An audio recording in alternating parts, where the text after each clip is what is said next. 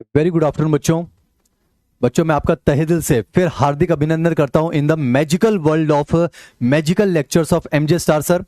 बच्चों क्या आप मेरी आवाज सुन पा रहे हैं? क्या आप मुझे देख पा रहे हैं? जल्दी से एक बार मुझे आप कमेंट सेक्शन में ये लिखकर इंडिकेट कर दीजिए। फिर आज की इस बेहतरीन दुनिया में जो है मैं आपको ले चलूंगा बच्चों इवोल्यूशन की कहानी के अंदर। तो बस जल्दी से एक बार मुझे आप इंडिकेट कर दीजिए बच्चों, फिर हम शुरू करेंगे आज की बेहतरीन क्लास को।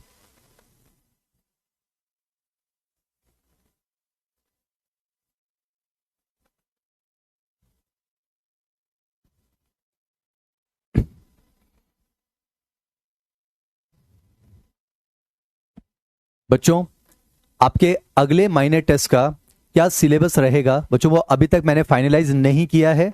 उम्मीद करता हूं आज इत्मीनान से तो आपके टेस्ट का सिलेबस जो है वो मैं फाइनलाइज कर लूंगा। तो हमारी जो अगली क्लास होगी उसमें बच्चों क्या करंट पोर्शन रहने वाला है, क्या बैक पोर्शन रहने वाला है, वो मैं आपको क्लास के अंदर जो है अनाउंस कर दूंगा।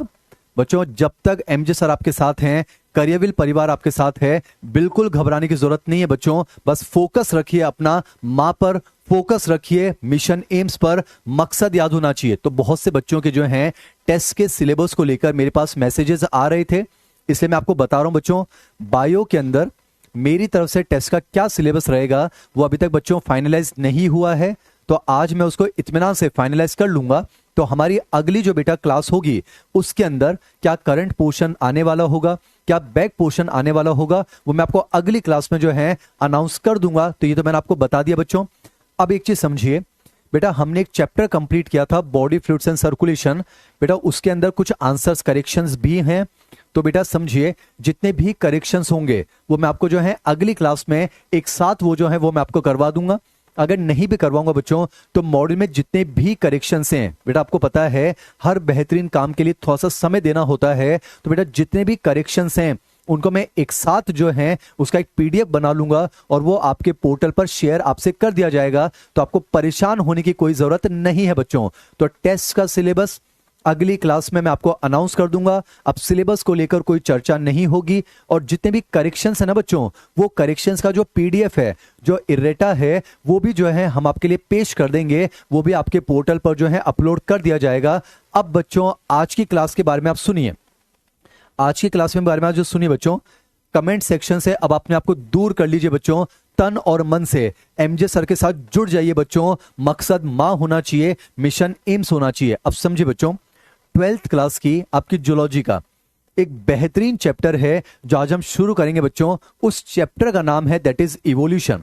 बेटा इंग्लिश में हम इवोल्यूशन कह रहे हैं, हिंदी के अंदर उसे विकास कहा जाएगा। आपको परेशान होने की जरूरत नहीं है। पहले मैं आपको बता दूं बच्चों, आपकी जो एनसीईआरटी है, जब मैं एनसीईआरटी कहता हूं बेटा तो मैं लेटेस्ट एनसीईआरटी की बात करता हूं जो डिजिटल वर्ल्ड में मोबाइल की दुनिया में आ चुकी है। हार्ड कॉपी मार्केट में अवेलेबल है या नहीं है मैं उसके बारे में बात नहीं कर रहा हूं बच्चों। तो सुनिए एक चीज को, ये जो बेटा 12th क्लास का एक बेहतरीन चैप्टर है दैट इज इवोल्यूशन। मैं आपको बता दूं बच्चों, आपकी जो है इंग्लिश की जो एनसीईआरटी है उसमें पेज नंबर 110 पर ये शुरू होता है। बेटा आपके पास जो है अब मॉड्यूल भी पहुंचने लगे हैं। तो क्लास में पढ़ते समय कोशिश कीजिए कि एनसीईआरटी आपके सामने होनी चाहिए, मॉड्यूल आपके सामने होना चाहिए। बाकी लिखना कुछ नहीं होता है बच्चों, यहां लिखना होता है। तो मैं आपको बस ये बताना चाह रहा हूं बच्चों कि आपकी जो 12th क्लास की इंग्लिश की एनसीईआरटी बच्चों, बेटा आपकी जो 12th क्लास की इंग्लिश की एनसीईआरटी है उसमें तो पेज नंबर 110 पर शुरू होता है और हिंदी की जो एनसीईआरटी उसमें पेज नंबर 121 पर शुरू होता है। ये तो बात हो गई बेटा आपकी जो है एनसीईआरटी की।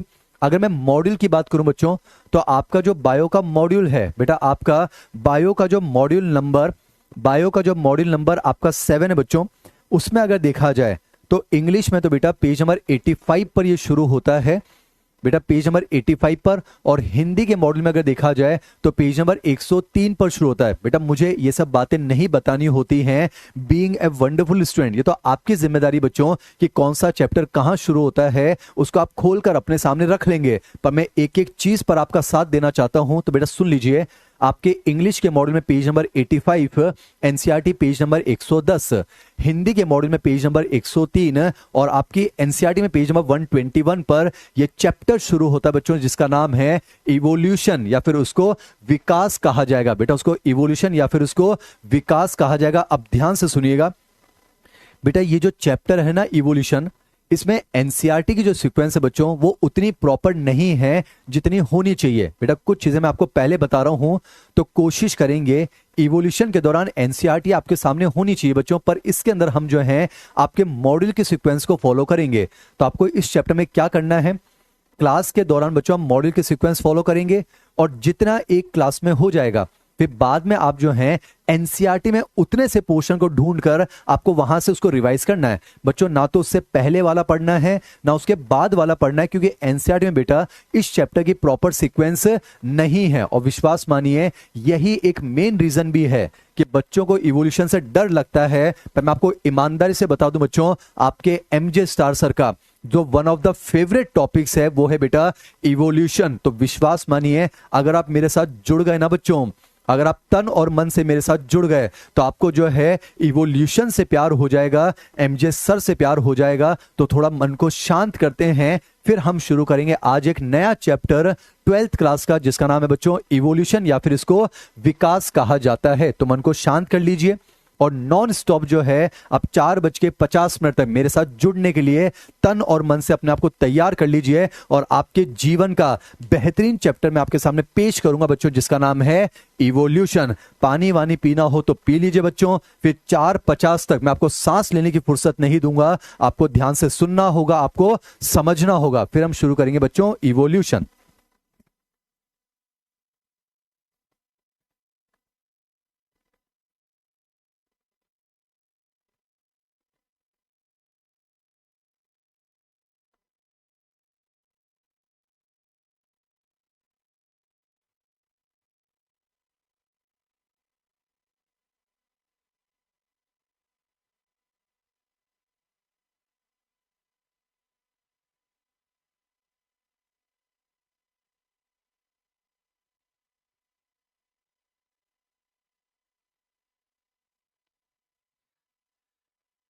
चलिए बच्चों, मैं आपके सामने इवोल्यूशन की शुरुआत करता हूं। अब कमेंट सेक्शन से अपने आप को कट कर लीजिए बच्चों।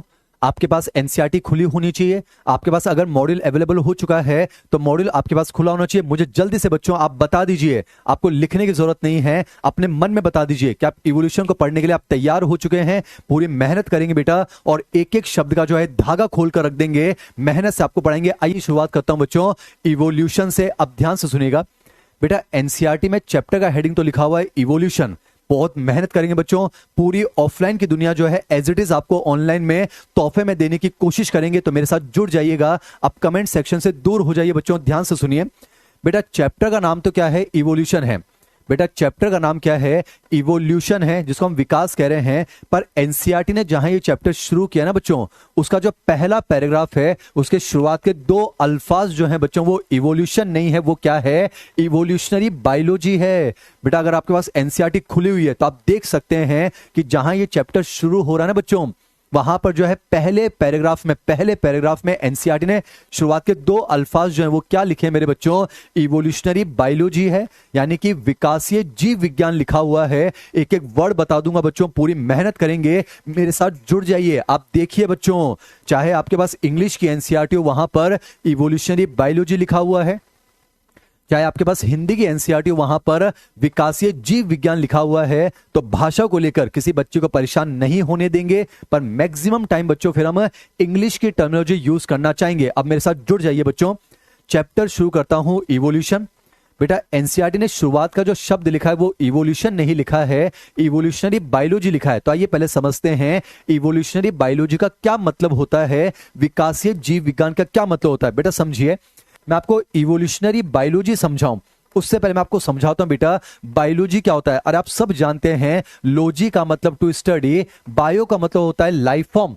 यानी मैं कह सकता हूं बच्चों, what is biology, study of life form. बेटा बायोलॉजी का मतलब तो होता है स्टडी ऑफ लाइफ फॉर्म, यानी समझिए इस धरती पर जीवन के जितने भी रूप हैं। मैं प्रॉमिस करता हूं बच्चों, ऐसा इवोल्यूशन जो है आज से पहले आपने नहीं पढ़ा होगा, आपके सपने में भी इतना बेहतरीन एक्सप्लेनेशन आज तक नहीं आया होगा। आज हम करेंगे बस कुछ प्यार भरी बातें, धीरे धीरे एक एक लाइन का जो है धागा खोल देंगे। मेरे साथ जुड़ जाइए बच्चों, मकसद मां होना चाहिए, डिसिप्लिन के साथ जुड़ जाइए। अब सुनिए, एनसीईआरटी जहां इस चैप्टर की शुरुआत करता है बच्चों, वहां इवोल्यूशन नहीं लिखा हुआ है। पहले पैराग्राफ में क्या लिखा हुआ है बच्चों? Evolutionary biology. तो पहले मैं आपको इवोल्यूशनरी बायोलॉजी समझा रहा हूं बेटा, पहले आप बायोलॉजी को समझिए ना। What is biology? Study of life forms. इसका मतलब बच्चों, इस धरती पर जीवन के जितने भी रूप हैं, चाहे वो फ्लोरा यानी कि प्लांट हो सकता है, चाहे वो फौना या फिर एनिमल हो सकता है। एक एक शब्द खोल दूंगा, ध्यान सुनिए बेटा। अरे बायोलॉजी का मतलब क्या होता है? Study of life forms. बेटा बायोलॉजी का मतलब क्या होता है? Study of life forms. इसका मतलब क्या है बच्चों? इस धरती पर जीवन के जितने भी रूप हैं बेटा, चाहे वो फ्लोरा हो सकता है यानी कि प्लांट हो सकता है, वनस्पति, चाहे वो फोना हो सकता है, एनिमल हो सकता है, जंतु हो सकते हैं। तो समझिए बेटा, इस धरती पर जीवन के जितने भी रूप हैं उनको स्टडी करना, वो तो कहलाता है बेटा बायोलॉजी। पर आपके सामने एक शब्द आया है इवोल्यूशनरी। तो ध्यान सुनिए बेटा, इवोल्यूशनरी शब्द का मतलब होता है हिस्ट्री। बेटा इवोल्यूशनरी शब्द का मतलब होता है हिस्ट्री, होता है यानी कि इतिहास होता है। एक चीज समझिए बच्चों, इस चैप्टर के अंदर हम मैक्सिमम जो बातें हैं बच्चों, वो हम इतिहास की बातें करेंगे, यानी पास्ट टेंस की बात करेंगे, भूतकाल की बात करेंगे। बेटा मैक्सिमम बातें जो हैं इस चैप्टर में हम भूतकाल की करेंगे, यानी हिस्ट्री की बात करेंगे। तो समझिए एनसीईआरटी क्या लिखती है, पहले शुरुआत में दो अल्फाज लिखती है, इवोल्यूशनरी बायोलॉजी, और आगे लिखा हो बच्चों, आप चेक कर सकते हो, evolutionary biology is the study of history of life forms found on earth. बेटा ऐसे एनसीईआरटी में लिखा हुआ है। इवोल्यूशनरी बायोलॉजी का क्या मतलब बच्चों? इवोल्यूशनरी बायोलॉजी का मतलब है the study of history of life forms found on the earth. यानी समझिए बेटा, इस धरती पर जीवन के जितने भी रूप हैं, बेटा इस धरती पर जीवन के जितने भी रूप हैं उनके इतिहास को पढ़ना, वो कहलाता है बेटा इवोल्यूशनरी बायोलॉजी। कोशिश कीजिए क्लास में याद हो जाए। एनसीईआरटी के पहले पैराग्राफ में बच्चों, पहली लाइन में क्या लिखा हुआ है? इवोल्यूशनरी बायोलॉजी क्या है बच्चों? Evolutionary biology is the study of history of life forms found on the earth. पर समझिए बेटा, इस धरती पर जीवन के जितने भी रूप हैं, आखिर उनकी हिस्ट्री क्या कहती है बच्चों? उनका इतिहास क्या कहता है कि जब से ये धरती बनी है, यानी कि मिलियंस ऑफ ईयर्स। बेटा समझिए, इस चैप्टर के अंदर मैं कई बार MYA लिखूंगा, जिसका मतलब होगा मिलियन ईयर ओल्ड। कई बार मैं BYA लिखूंगा, इसका मतलब होगा बिलियन ईयर ओल्ड। आप तो एनसीईआरटी की लाइन याद रखिए, व्हाट इज इवोल्यूशनरी बायोलॉजी मेरे बच्चों? द स्टडी ऑफ, बार बार इसलिए बोलता हूं ताकि क्लास में याद हो जाए। बेटा इवोल्यूशनरी बायोलॉजी का क्या मतलब है? The study of history of life forms found on the earth. यानी समझिए, इस धरती पर जीवन के जितने भी रूप हैं उनके इतिहास को पढ़ना, वो कहलाता है इवोल्यूशनरी बायोलॉजी। अब समझिए बच्चों, आखिर उनका इतिहास क्या कहता है? उनका इतिहास क्या कहता है बच्चों? जब से ये धरती बनी है ना मेरे बच्चों, यानी मिलियंस ऑफ ईयर्स में, लाखों करोड़ों वर्षों में इस धरती पर जीवन के जितने भी रूप हैं, समय के साथ साथ उनमें क्या हुए हैं बच्चों? बदलाव हुए हैं, उन्हें चेंजेस हुए हैं। जैसे समझे बच्चों, आज जो आपको घोड़ा देखने को मिलता है इक्वस इक्वस, ये हमेशा से ऐसा नहीं था, उसमें बदलाव हुए हैं। आपने नाम सुना होगा, इयो हिप्पस, मीजो हिप्पस, मैरिक हिप्पस, प्लियो हिप्पस, इक्वस। जैसे समझे बच्चों, आज आपके सामने जो इंसान खड़ा है, इंसान हमेशा ऐसा थोड़ी ना था। हम ह्यूमन इवोल्यूशन पढ़ेंगे ना बच्चों, इंसान में भी समय के साथ साथ निरंतर कुछ ना कुछ बदलाव हुए हैं। आपको पता है बेटा, होमो हैबिलिस था, होमो इरेक्टस था, फिर जावा मैन है, पैकिंग मैन है, नियंडरथल है, क्रो मैग्नन है, और फिर आज का मॉडर्न मैन है। यानी समझिए बच्चों, इस धरती पर what is evolutionary biology?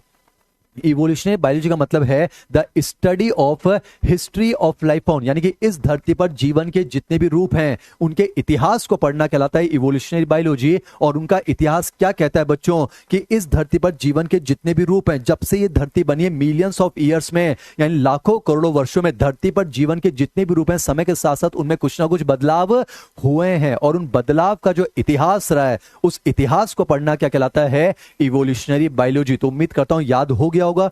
What is evolutionary biology बच्चों? The study of history of life forms found on the earth, यानी इस धरती पर जीवन के जितने भी रूप हैं उनके इतिहास को पढ़ना क्या कहलाता है बच्चों? Evolutionary biology. तो आपको इवोल्यूशनरी बायोलॉजी तो समझ में आ गया, पर समझिए चैप्टर का नाम क्या है बच्चों? चैप्टर का नाम है इवोल्यूशन। तो आइए अब समझते हैं इवोल्यूशन का क्या मतलब होता है, विकास का क्या मतलब होता है। मैं आपको ये नहीं बताऊंगा बच्चों कि इवोल्यूशन शब्द जो है वो हर्बर्ट स्पेंसर ने दिया, ये सब बातें नहीं बता सकता बच्चों। मैं आपको ये थोड़ी ना बताऊंगा कि इवोल्यूशन शब्द किसने दिया है, हर्बर्ट स्पेंसर ने। पर एनसीईआरटी की बात बताऊंगा। एनसीईआरटी कहती है बेटा, इवोल्यूशन जो शब्द है ना बच्चों, इवोल्यूशन जो शब्द है उसको डार्विन का एक कंसेप्ट है डिसेंट विद मॉडिफिकेशन, उसकी मदद से आसानी से समझा जा सकता है। उम्मीद करता हूं बच्चों इवोल्यूशनरी बायोलॉजी तो समझ में आ गया। What is evolutionary biology? इस धरती पर जीवन के जितने भी रूप हैं, चाहे वो फ्लोरा हो चाहे वो फोना हो, जितनी भी बायो है, इस धरती पर जीवन के जितने भी रूप हैं, समय के साथ साथ उनमें निरंतर कुछ बदलाव हुए हैं और उन बदलाव का जो इतिहास रहा है उस इतिहास को पढ़ना क्या कहलाता है बच्चों? Evolutionary biology. अब हमें यह समझना है मेरे बच्चों इवोल्यूशन का मतलब क्या होता है। अब ध्यान से सुनिएगा, एनसीईआरटी क्या कहती है कि इवोल्यूशन को जो है डार्विन साहब का एक कंसेप्ट है डिसेंट विद मॉडिफिकेशन, उसकी मदद से आसानी से समझा जा सकता है। बेटा डिसेंट विद मॉडिफिकेशन तो मैं आपको समझाऊंगा ही सही, पर पहले मैं आपको हायर ऑथर्स क्या लिखते हैं वो इवोल्यूशन में आपको समझाता हूं। तो समझिए बच्चों इवोल्यूशन क्या है। इवोल्यूशनरी बायोलॉजी तो समझ में आ गया, it is the study of history of life forms found on the earth. अब हमें यह समझना है बच्चों कि इवोल्यूशन क्या है। अकॉर्डिंग टू एनसीईआरटी याद रखेंगे इवोल्यूशन का मतलब है डिसेंट विद मॉडिफिकेशन, पर मैं आपको इसका डेफिनेशन समझाता हूं बच्चों। What is evolution? Evolution is a process which reveals the hidden potentiality. मैंने लिखा है बच्चों इवोल्यूशन वो प्रोसेस है जो कि हिडन पोटेंशियलिटीज को रिवील करता है। इसका मतलब समझिए बच्चों, मकसद मां होना चाहिए, मेरे साथ जुड़ जाइए बच्चों। मैं आपको इवोल्यूशन की परिभाषा समझा रहा हूं अकॉर्डिंग टू एनसीईआरटी। डार्विन का कंसेप्ट क्या कहता है? What is evolution? Descent with modification, रूपांतरण के साथ अवतरण। पर पहले डेफिनेशन को समझते बेटा, इवोल्यूशन क्या है, चैप्टर क्या है, इवोल्यूशन क्या है बेटा। इसका मतलब है इवोल्यूशन एक वो प्रोसेस है मेरे बच्चों जो कि छुपी हुई हिडन, छुपी हुई क्षमताओं को, पोटेंशियल्स को जो है रिवील करता है, उजागर करता है। बेटा इवोल्यूशन एक वो प्रोसेस है जो छुपी हुई क्षमताओं को उजागर करता है। चलिए मैं आपको जो है केमिस्ट्री के एक एग्जांपल से समझाता हूं बच्चों। क्लास तो बायो की चल रही है पर मैं आपको केमिस्ट्री के एग्जांपल से समझाता हूं। जैसे देखिए मैंने यहां पर एक रिएक्शन लिखी है बच्चों, कैल्शियम कार्बोनेट। जैसे मैंने उसको हीट किया, आपको दो प्रोडक्ट्स यहां पर जो हैं पैदा होते हुए दिख रहे हैं, जन्म लेते हुए दिख रहे हैं, इवॉल्व होते हुए दिख रहे हैं। कौन कौन से? कैल्शियम ऑक्साइड और कार्बन डाइऑक्साइड। तो क्या मैं कह सकता हूं बच्चों इन दोनों प्रोडक्ट्स के बनने की जो जानकारी है, इन दोनों प्रोडक्ट्स के बनने की जो क्षमता है वो कहीं ना कहीं कैल्शियम कार्बोनेट के अंदर छुपी हुई थी। तो बेटा हीट ने क्या किया है? हीट ने बस उस छुपी हुई क्षमता को रिवील किया है, उजागर किया। तो समझिए बेटा जो काम यहां पर ये हीट कर रही है वही काम जो है ऑर्गेनिजम्स के केस में कौन करता है बेटा? इवोल्यूशन करता है। आपने देखा, आप देखो ना बच्चों, अरे इन दोनों के बनने की जो क्षमता है, इन दोनों के पैदा होने की जो जानकारी है बेटा वो कैल्शियम कार्बोनेट के अंदर ही तो छुपी हुई थी। बेटा एक्चुअल में ये दोनों उसके अंदर ही तो छुपे हुए थे। तो आप देख सकते हो इनके बनने की जो क्षमता है वो कहीं ना कहीं उसमें छुपी हुई थी। तो हीट ने क्या किया है? बस उस छुपी हुई क्षमता को उजागर कर दिया है। तो जो काम यहां पर हीट कर रही है वही काम ऑर्गेनिज्म के केस में कौन करता है बच्चों? इवोल्यूशन। यानी मैं आपसे ये कहना चाहूंगा कि हर बनने वाले ऑर्गेनिज्म की, बेटा हर नए बनने वाले ऑर्गेनिज्म की, हर बनने वाले ऑर्गेनिज्म की, जब भी इस धरती पर कोई नया ऑर्गेनिज्म बनता है उसके बनने की जो इंफॉर्मेशन होती है, जो संभावना होती है, जो पोटेंशियल होती है वो उससे पहले वाले के अंदर छुपी होती है। तो इवोल्यूशन का मकसद होता है बस उस छुपी हुई जानकारी को उजागर करना। तो जो काम यहां हीट ने किया है वही काम बेटा ऑर्गेनिज्म के केस में कौन करता है? इवोल्यूशन करता है। तो बेटा व्हाट इज इवोल्यूशन? इवोल्यूशन एक वो प्रोसेस है मेरे बच्चों, इवोल्यूशन वो प्रोसेस है जो कि छुपी हुई क्षमताओं को उजागर करता है। यानी मैं कह सकता हूं बच्चों इस धरती पर जब भी कोई नया ऑर्गेनिज्म आता है उसके बनने की जो इंफॉर्मेशन होती है वो उससे पहले वाले के अंदर छुपी होती है। तो इवोल्यूशन का मकसद होता है बस उस छुपी हुई जानकारी को रिवील करना ताकि वो नया ऑर्गेनिज्म जो है इवॉल्व हो सके, वो उत्पन्न हो सके, वो पैदा हो सके, वो धरती पर अवतार ले सके। तो आपने क्या देखा बेटा, इस धरती पर जब भी कोई नया ऑर्गेनिज्म अवतार लेता है तो वो पहले वाले के मॉडिफिकेशन से ही तो आता है बच्चों। तो इसी को तो कहा जाता है डिसेंट विद मॉडिफिकेशन। इसी को कहते हैं मेरे बच्चों रूपांतरण के साथ अवतरण। बेटा यही तो इवोल्यूशन है। आपने क्या देखा कि इसके अंदर कुछ मॉडिफिकेशन हुए हैं तब जाकर इसने अवतार लिया है। बेटा जब किसी एक में मॉडिफिकेशन होता है तब किसी एक का डिसेंट होता है। तो बेटा हिंदी में इसको कहते हैं रूपांतरण के साथ अवतरण। तो आपने देखा ना बेटा, अरे इनके बनने की जानकारी उसमें छुपी हुई थी, या फिर मैं कह सकता हूं जब इसमें मॉडिफिकेशन हुआ तब जाकर इन्होंने अवतार लिया है। बेटा समझिए किसी एक में मॉडिफिकेशन होता है तो किसी एक नए का अवतार होता है। इसी को कहते हैं मेरे बच्चों डिसेंट विद मॉडिफिकेशन, इसी को कहा जाता है इवोल्यूशन। यानी मैं कहना चाहूंगा बच्चों, हर नए बनने वाले ऑर्गेनिज्म की जो इंफॉर्मेशन होती है वो उससे पहले वाले के अंदर छुपी होती है। सिर्फ कहने की बात नहीं है, एमजे सर जान लगाते हैं। आप ध्यान लगाइए, मैं आपको बेटा मां तक छोड़कर आऊंगा, तन और मन से मेरे साथ जुड़ जाइए बच्चों। What is evolution? Descent with modification. यानी बेटा जब भी इस धरती पर कोई नया ऑर्गेनिज्म अवतार लेता है, डिसेंट लेता है, तो पहले वाले के मॉडिफिकेशन से तो अवतार लेता है। तो इसी को कहते हैं बेटा डिसेंट विद मॉडिफिकेशन, यानी रूपांतरण के साथ अवतरण, और इसी को कहा जाता है मेरे बच्चों इवोल्यूशन। यानी मैं कह सकता हूं इस धरती पर जब भी कोई नया ऑर्गेनिज्म अवतार लेता है वो अपने से पहले वाले का बस एक मॉडिफाइड वर्जन ही तो होता है। जैसे बेटा आईफोन 17 क्या है? आईफोन 16 का मॉडिफाइड वर्जन ही तो है। बेटा आईफोन 16 क्या है? आईफोन 15 का मॉडिफाइड वर्जन ही तो है। यानी कि इसमें कंपनी ने कुछ बदलाव किए होंगे तब जाकर इसने अवतार लिया होगा। तो कोई एक बदल जाता है और कोई एक अवतार लेता है, इसी को कहते हैं बेटा डिसेंट विद मॉडिफिकेशन। इसी को कहा जाता है मेरे बच्चों इवोल्यूशन। अरे समझिए, जब भी कोई नया बनता है वो पुराने वाले का बस एक मॉडिफाइड वर्जन ही तो होता है। जैसे कि जो फर्स्ट ईयर एमबीबीएस स्टूडेंट होगा वो करियर विल के स्टूडेंट का एक मॉडिफाइड वर्जन ही तो होगा। चेहरे पर मुस्कुराहट आनी चाहिए बच्चों, समय के साथ साथ आप में कुछ बदलाव होंगे और फर्स्ट ईयर एमबीबीएस का बच्चा जो है वो अवतार लेगा। इसी को कहते हैं बेटा रूपांतरण के साथ अवतरण। इसी को कहा जाता है डिसेंट विद मॉडिफिकेशन। इसी को कहा जाता है मेरे बच्चों इवोल्यूशन। तो उम्मीद करता हूं आपको इवोल्यूशन शब्द तो समझ में आ गया बच्चों।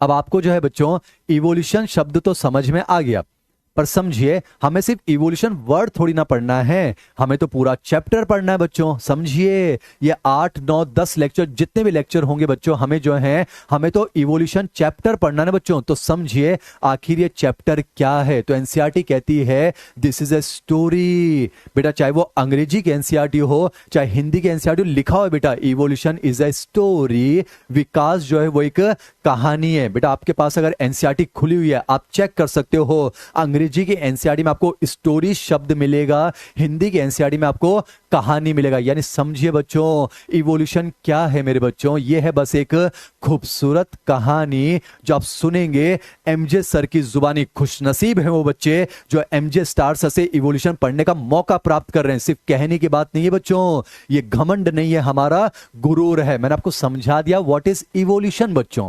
What is evolution? Descent with modification. यानी जब भी कोई नया ऑर्गेनिज्म अवतार लेता है ना बच्चों, डिसेंट करता है, वो पहले वाले के मॉडिफिकेशन से ही तो अवतार लेता है। इसी को कहा जाता है बच्चों डिसेंट विद मॉडिफिकेशन।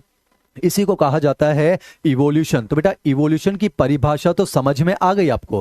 बेटा इवोल्यूशन की परिभाषा तो समझ में आ गई। अब सवाल यह आता है कि आखिर इवोल्यूशन है क्या बच्चों। तो एनसीईआरटी कहती है इवोल्यूशन क्या है बच्चों? दिस इज ए स्टोरी, ये कहानी है। अब ध्यान से सुनिएगा बेटा, इवोल्यूशन कहानी है बच्चों, खूबसूरत कहानी आप सुनेंगे एमजे सर की जुबानी। और कहानी के दौरान बेटा दो चीजें हो सकती है, या तो आप कहानी में सो जाएंगे या फिर आप कहानी में खो जाएंगे। मुझे लगता है आपको खोने की कोशिश करनी चाहिए बच्चों। मैं आपको सोते हुए बच्चों को जगा नहीं पाऊंगा, पर मैं चाहूंगा कि वक्त जगाए उससे पहले एमजे की आवाज आपको जगा दे बच्चों, क्योंकि वक्त जब जगाएगा तो बहुत गहरे घाव छोड़ जाएगा। तो मेरे साथ जुड़ जाइएगा। इवोल्यूशन क्या है मेरे बच्चों? इवोल्यूशन क्या है? बस एक कहानी है। अब ये कहानी है बच्चों चार चीजों की। ये कहानी है बच्चों चार चीजों की। ये कहानी है बच्चों ब्रह्मांड के बनने की, द ओरिजिन ऑफ यूनिवर्स अभी बनेगा। ये कहानी है बच्चों धरती के बनने की, द ओरिजिन ऑफ अर्थ। ये कहानी है धरती पर पहले जीवन के बनने की। बेटा आज धरती पर जीवन कैसे बनता है ये इस बात की कहानी नहीं है। अरे आज धरती पर जीवन कैसे बनता है सबको मालूम है। अरे रिप्रोडक्शन से बनता है बच्चों, जनन से बनता है, चाहे वो सेक्सुअल रिप्रोडक्शन हो या फिर वो ए सेक्सुअल रिप्रोडक्शन। पर ये कहानी इस बात की नहीं है कि आज धरती पर जीवन कैसे बनता है। ये कहानी इस बात की कि धरती पर पहला जीवन कैसे बना होगा। ध्यान से सुनिए बेटा, इवोल्यूशन क्या है? बस एक कहानी है। ये कहानी है मेरे दोस्तों चार चीजों की। ये कहानी है ब्रह्मांड के बनने की, ब्रह्मांड में धरती के बनने की, धरती पर पहले जीवन के बनने की, और उस एक जीवन से आज की कॉम्प्लेक्स बायोडाइवर्सिटी बनने की ये जो खूबसूरत कहानी है, इसी का नाम है बच्चों इवोल्यूशन। पर एक चीज देखिएगा, अगर आप एनसीईआरटी खोल कर बैठे हैं तो उस पैराग्राफ में कहीं ना कहीं आपको एक शब्द मिलेगा बैकग्राउंड। आपको एक शब्द मिलेगा बच्चों बैकग्राउंड। जो पढ़ने वाला बच्चा है ना, उसकी आत्मा को इतना सुकून मिलेगा, वो एमजे सर के साथ जुड़ गया है। बेटा समझिए, आपको इसमें एक वर्ड मिलेगा बैकग्राउंड। बैकग्राउंड मतलब पीछे, तो वो भी मैं आपको समझाता हूं बच्चों। मैंने आपसे क्या कहा मेरे बच्चों, इवोल्यूशन एक कहानी है ना। ये कहानी बच्चों चार चीजों की, ये कहानी है मेरे बच्चों ब्रह्मांड के बनने की, ब्रह्मांड में धरती के बनने की, और समझिए धरती पर पहले जीवन के बनने की, और पहले जीवन से आज के कॉम्प्लेक्स बायोडाइवर्सिटी बनने की, जैव विविधता। बेटा इन चार चीजों की ये जो खूबसूरत कहानी है, इसी का नाम है इवोल्यूशन। अब वो वर्ड समझाता हूं बच्चों। बैकग्राउंड का क्या मतलब है? बेटा इवोल्यूशन क्या है? कहानी है ना। ये कहानी है चार चीजों की। ये कहानी है ब्रह्मांड के बनने की, ब्रह्मांड में धरती के बनने की। तो जब आप धरती को बनते हुए देखोगे, बैकग्राउंड में आप ब्रह्मांड को देखोगे। बेटा ये कहानी है धरती पर पहले जीवन के बनने की। तो जब आप पहले जीवन को बनते हुए देखोगे, आप बैकग्राउंड में धरती और ब्रह्मांड दोनों को देखोगे। तो उम्मीद करता हूं वो बैकग्राउंड शब्द आपको समझ में आ रहा है। तो मेरे साथ जुड़ जाइए बच्चों। इवोल्यूशन क्या है बच्चों? एक खूबसूरत कहानी एमजे सर की जुबानी। ध्यान सुनिएगा, पूरा इतिहास इसको याद रखेगा, नाम अमर कर जाएंगे बच्चों इतिहास के पन्नों में कि एमजे स्टार सर जो हैं इवोल्यूशन पढ़ाया करते थे। समझिए इवोल्यूशन क्या है बच्चों? बस एक कहानी है दोस्तों। ये कहानी है चार चीजों की। ये कहानी है बच्चों ब्रह्मांड के बनने की, ब्रह्मांड में धरती के बनने की, धरती पे पहले जीवन के बनने की, और उस पहले जीवन से आज की कॉम्प्लेक्स बायोडाइवर्सिटी बनने की। और उस कॉम्प्लेक्स बायोडाइवर्सिटी का एक जीता जागता उदाहरण आपके सामने खड़ा है इंसान। बेटा इस पूरी धरती पर हमसे ज्यादा डाइवर्स कौन होगा, हमसे ज्यादा कॉम्प्लेक्स कौन होगा? चलिए मैं आपको अपना इवोल्यूशन समझाता हूं, डिसेंट विद मॉडिफिकेशन। बेटा मैं आपको अपना इवोल्यूशन समझाता हूं, डिसेंट विद मॉडिफिकेशन। समझिए हम क्या है, मैमल है ना बच्चों, तो किसी में बदलाव हुआ होगा तब हमने अवतार लिया होगा। 11वीं कक्षा क्या अगर एनिमल किंगडम याद है तो आप इस कहानी को आप समझ पाएंगे। मैं अगर आपको अपना एग्जांपल समझाऊं बच्चों, तो हमारा इवोल्यूशन किससे हुआ होगा? रेप्टाइल से। चेहरे पर मुस्कुराहट। बेटा रेप्टाइल में मॉडिफिकेशन हुआ होगा, तब जाकर मैमल्स का इवोल्यूशन हुआ होगा। थोड़ा रिवर्स चलते हैं, हम बने होंगे रेप्टाइल से, रेप्टाइल्स बने होंगे बेटा एम्फीबियन से, एम्फीबियन बने होंगे पाइसेस से, पाइसेस बने साइक्लोस्टोमेटा से। रिवर्स चल रहे हैं मेरे बच्चों। साइक्लोस्टोमेटा बना होगा बेटा हेमिकॉर्डेटा से, हेमिकॉर्डेटा बना नहीं, साइक्लोस्टोमेटा बना होगा सिफेलोकॉर्डेटा से, वो बना होगा यूरोकॉर्डेटा से, वो बना होगा हेमिकॉर्डेटा से, वो बना होगा इकाइनोडर्मेटा से, इकाइनोडर्मेटा बना होगा मोलस्का से, मोलस्का बना होगा आर्थ्रोपोडा से, आर्थ्रोपोडा बना होगा एनलिडा से, एनलिडा बना होगा एस्केलमेंथिस से, एस्केलमेंथिस बना होगा प्लेटीहेल्मिन्थिस से, प्लेटीहेल्मिन्थिस बना होगा टीनोफोरा से, टीनोफोरा बना होगा निडेरिया से, निडेरिया बना होगा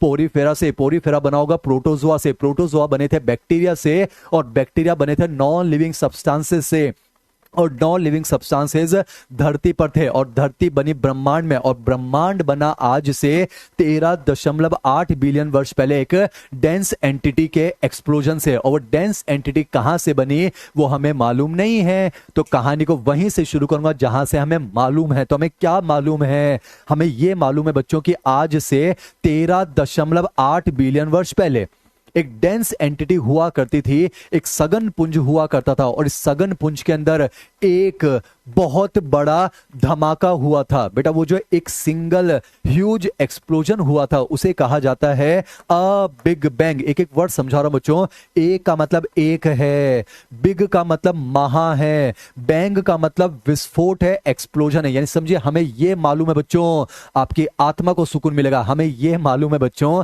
कि आज से 13.8 बिलियन वर्ष पहले एक सघन पुंज हुआ करता था, एक डेंस एंटिटी हुआ करती थी, और उस डेंस एंटिटी में आज से 13.8 बिलियन वर्ष पहले एक बहुत बड़ा धमाका हुआ। और उसी धमाके की वजह से वो जो डेंस एंटिटी बेटा वो डस्ट पार्टिकल्स के अंदर एटम्स और गैसियस क्लाउड्स में बिखर गई, और उसी के बिखरने से आज से 13.8 बिलियन वर्ष पहले कौन बना है बेटा? ब्रह्मांड बना है। कौन बना है? ब्रह्मांड। तो याद कीजिए इवोल्यूशन क्या है दोस्तों? बस एक कहानी है ना। ये कहानी कहानी है बेटा चार चीजों की। ये कहानी है ब्रह्मांड के बनने की, बन चुका है। आंसर जाएगा 13.8 बिलियन ईयर्स होगा। मैं आपको समझा दूं बच्चों, आपके पास जो एनसीईआरटी होगी ना बच्चों, आपके पास जो इंग्लिश की एनसीईआरटी होगी हार्ड कॉपी में, उसमें 20 बिलियन ईयर्स अगो लिखा हुआ है बेटा। अंग्रेजी के मॉडल में भी 20 लिखा हुआ है, हिंदी में मैंने करेक्ट कर दिया है 13.8। तो ध्यान से सुनिए बेटा,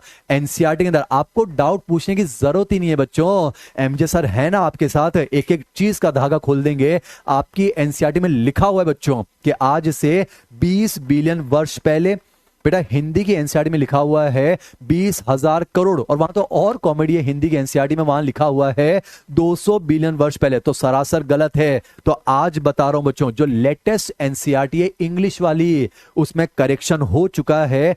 20 की जगह वहां पर 13.8 आ गया है। तो कहीं भी अगर आपको यह लिखा हुआ मिल जाए कि ब्रह्मांड जो है वो 20 बिलियन वर्ष पहले है, तो वो करेक्शन कर लीजिएगा बच्चों। जो इंग्लिश की लेटेस्ट एनसीईआरटी है, हिंदी में तो आज भी बेटा गलत चल रहा है। तो एक एक बच्चे का सहायता करना चाह रहा हूं, तो ध्यान रखना, अगर आज के बाद एग्जाम में पूछा जाए कि यूनिवर्स कब बना है, ब्रह्मांड कब बना है, तो 20 वाला फिगर कट कर दीजिएगा। आंसर क्या जाएगा 13.8 बिलियन वर्ष पहले। तो समझिए बच्चों, इवोल्यूशन क्या है, ये बस एक कहानी है बच्चों। ये कहानी है बच्चों ब्रह्मांड के बनने की, और ब्रह्मांड बन चुका है। कब बन चुका है 13.8 बिलियन वर्ष पहले।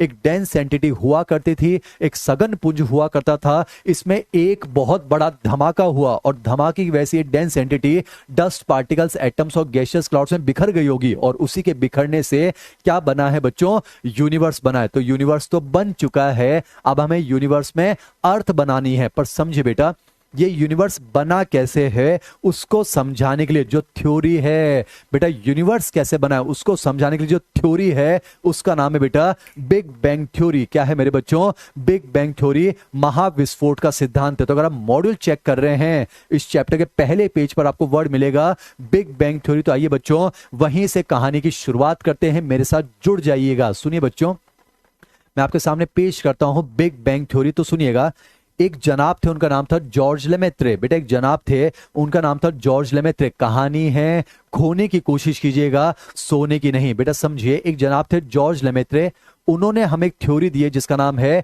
बिग बैंग थ्योरी, महाविस्फोट का सिद्धांत। अब वो क्या कहते हैं, वो कहते हैं कि मुझे ऐसा लगता है आज से 13.8 बिलियन वर्ष पहले, वो क्या कहते हैं, मुझे ऐसा लगता है, क्योंकि मैंने देखा थोड़ी ना है बेटा, उस समय धरती पर इंसान थोड़ी ना थे। तो बिग बैंग थ्योरी क्या करती है, वो आपको यूनिवर्स के ओरिजिन को समझाने की बस एक कोशिश करती है। बेटा एनसीईआरटी का स्टेटमेंट है ना, the big bang theory attempts to explain to us the origin of universe. बेटा एनसीईआरटी की लाइन है, जो महाविस्फोट का सिद्धांत है वो हमें जो है ब्रह्मांड की उत्पत्ति को समझाने का बस एक प्रयास है। बेटा मैं भी प्रयास कर रहा हूं आपको मां तक पहुंचाने का, मेरे साथ जुड़ जाइए। तो एनसीईआरटी क्या कहती है, बिग बैंग थ्योरी क्या कहती है, जॉर्ज लेमेत्रे साहब क्या कहते हैं, मुझे ऐसा लगता है कि आज से 13.8 बिलियन वर्ष पहले, बिग बैंग थ्योरी क्या कहती है कि आज से 13.8 बिलियन वर्ष पहले एक डेंस एंटिटी हुआ करती थी, उसमें एक बहुत बड़ा जो है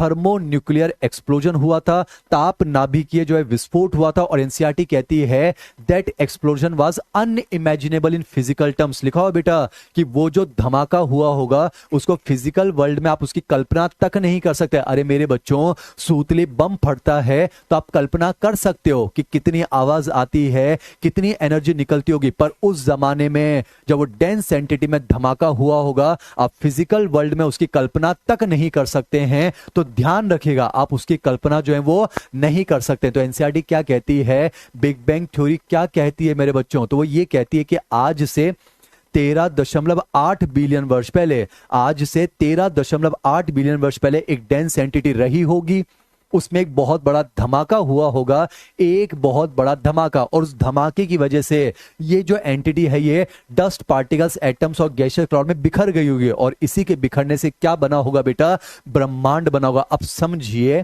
बेटा, मैं जो है डेंस एंटिटी में धमाका कर दूं, आपके सामने ब्रह्मांड बना दूं, धरती बना दूं, चांद सूरज सितारे बना दूं, और बाद में आके चुपके से कोई कान में ये कह दे कि भाई साहब कोई डेंस एंटिटी थी नहीं, तब तो मेहनत बेकार हो जाएगी ना बच्चों। अरे समझिए, बिग बैंग थ्योरी क्या कहती है कि डेंस एंटिटी थी, उसी में धमाका। बेटा डेंस एंटिटी मतलब सघन पुंज, लूज एंटिटी नहीं, डेंस एंटिटी। बेटा समझिए, मैं डेंस एंटिटी में धमाका कर दूं, ब्रह्मांड बना दूं, पृथ्वी बना दूं, और बाद में कोई चुपके से आकर ये कह दे कि भाई साहब कोई डेंस एंटिटी थी नहीं, तब तो मेहनत बेकार हो जाएगी ना। तो डेंस एंटिटी में धमाका करूं उससे पहले मैं आपको ये बताता हूं कि वाकई में डेंस एंटिटी पॉसिबल थी भी या फिर नहीं थी। तो पूरे हिंदुस्तान में एमजे सर आपको बताने की कोशिश कर रहे हैं कि डेंस एंटिटी थी बच्चों। पहले डेंस एंटिटी थी वो साबित कर देते हैं, फिर उसमें धमाका भी कर देंगे, और फिर क्या बन जाएगा, ब्रह्मांड और धरती बन जाएगी। तो सुनिए बच्चों, डेंस एंटिटी थी, आइए इस बात को मैं साबित करता हूं, सुनिएगा। बेटा एक जनाब आए थे एडविन हबल, एक जनाब आए थे एडविन हबल, उन्होंने एक लॉ दिया था बच्चों, हबल्स लॉ। और हबल्स लॉ ये कहता है द ब्रह्मांड इज एक्सपेंडिंग, ये बात तो आपकी एनसीईआरटी में भी लिखी हुई है, द यूनिवर्स स्टार्टेड एक्सपेंडिंग। बेटा समझिए, हबल ने एक लॉ दिया था, हबल्स लॉ। वो लॉ क्या कहता है, द यूनिवर्स इज एक्सपेंडिंग, यानी ब्रह्मांड फैल रहा है। वो तो ब्रह्मांड फैल रहा है, इसका क्या मतलब है, चीजें पास आ रही हैं, दूर जा रही हैं, दूर जा रही हैं। बेटा आज भी चीजें दूर जा रही हैं, ब्रह्मांड आज भी फैल रहा है। तो समझिए, हबल ने क्या कहा, द यूनिवर्स इज एक्सपेंडिंग, यानी चीजें दूर जा रही है। और इस बात का जो एक्सपेरिमेंटल प्रूफ है वो डॉपलर साहब ने दिया है। अब कैसे दिया है वो मैं आपको समझाता हूं बच्चों। मैं आपको एनसीईआरटी समझाने की कोशिश कर रहा हूं, इसको समझिएगा। मान लेते बेटा ये धरती है, पहले तो आपको ये पता होना चाहिए हम धरती में नहीं हैं, हम धरती पे हैं, हम धरती पे हैं। अब समझिए बच्चों, मान लेते हैं आप धरती पर जो है अपनी आंखें जमाए यहां बैठे हो, और दूर आसमान में आप किसी सितारे को देख रहे हो। बेटा क्या दूर कहीं आप किसी स्टार को देख पा रहे हो, क्या दूर कहीं आप किसी स्टार को देख पा रहे हो बच्चों? देखने की कोशिश कीजिए। हम तो वो दूरियां मिटाने की कोशिश कर रहे हैं, और तब मिटेगी जब आप मेहनत से पढ़ाई करेंगे और सेलेक्ट हो जाएंगे। बेटा दूर कहीं किसी सितारे को देखने की कोशिश कीजिए। तो समझिए, मान लेते हैं बेटा ये धरती पर आप बैठे हो, दूर कहीं आसमान में आप किसी सितारे को देख रहे हो। पहले तो समझिए, सितारों से जो हमारी दूरी होती है, एक एक वर्ड एनसीईआरटी बेटा, सितारों से जो हमारी दूरी होती है उसे स्टेलर डिस्टेंस कहते हैं, तारकीय दूरी कहते हैं। पूरा पैराग्राफ बेटा एनसीईआरटी का समझा रहा हूं। बेटा सितारों से जो हमारी दूरी होती है उसको स्टेलर डिस्टेंस कहा जाता है, उसको जो है तारकीय दूरी कहते हैं। और बेटा सितारे बहुत दूर होते हैं, तो इसको मीटर या किलोमीटर में नॉर्मली मेजर नहीं करते, इसको मेजर किया जाता है मेरे बच्चों लाइट ईयर्स में। यानी समझिए, लाइट को वहां से हमारी आंखों तक पहुंचने में कितने साल लग जाते हैं, उस बेसिस पर बताया जाता है कि कौन सितारा हमसे कितना दूर है। अब समझिए बेटा, एनसीईआरटी बहुत ही खूबसूरत बात लिखती है, जब किसी क्लियर नाइट स्काई में, एक एक शब्द एनसीईआरटी के बोलता हूं मेरे बच्चों।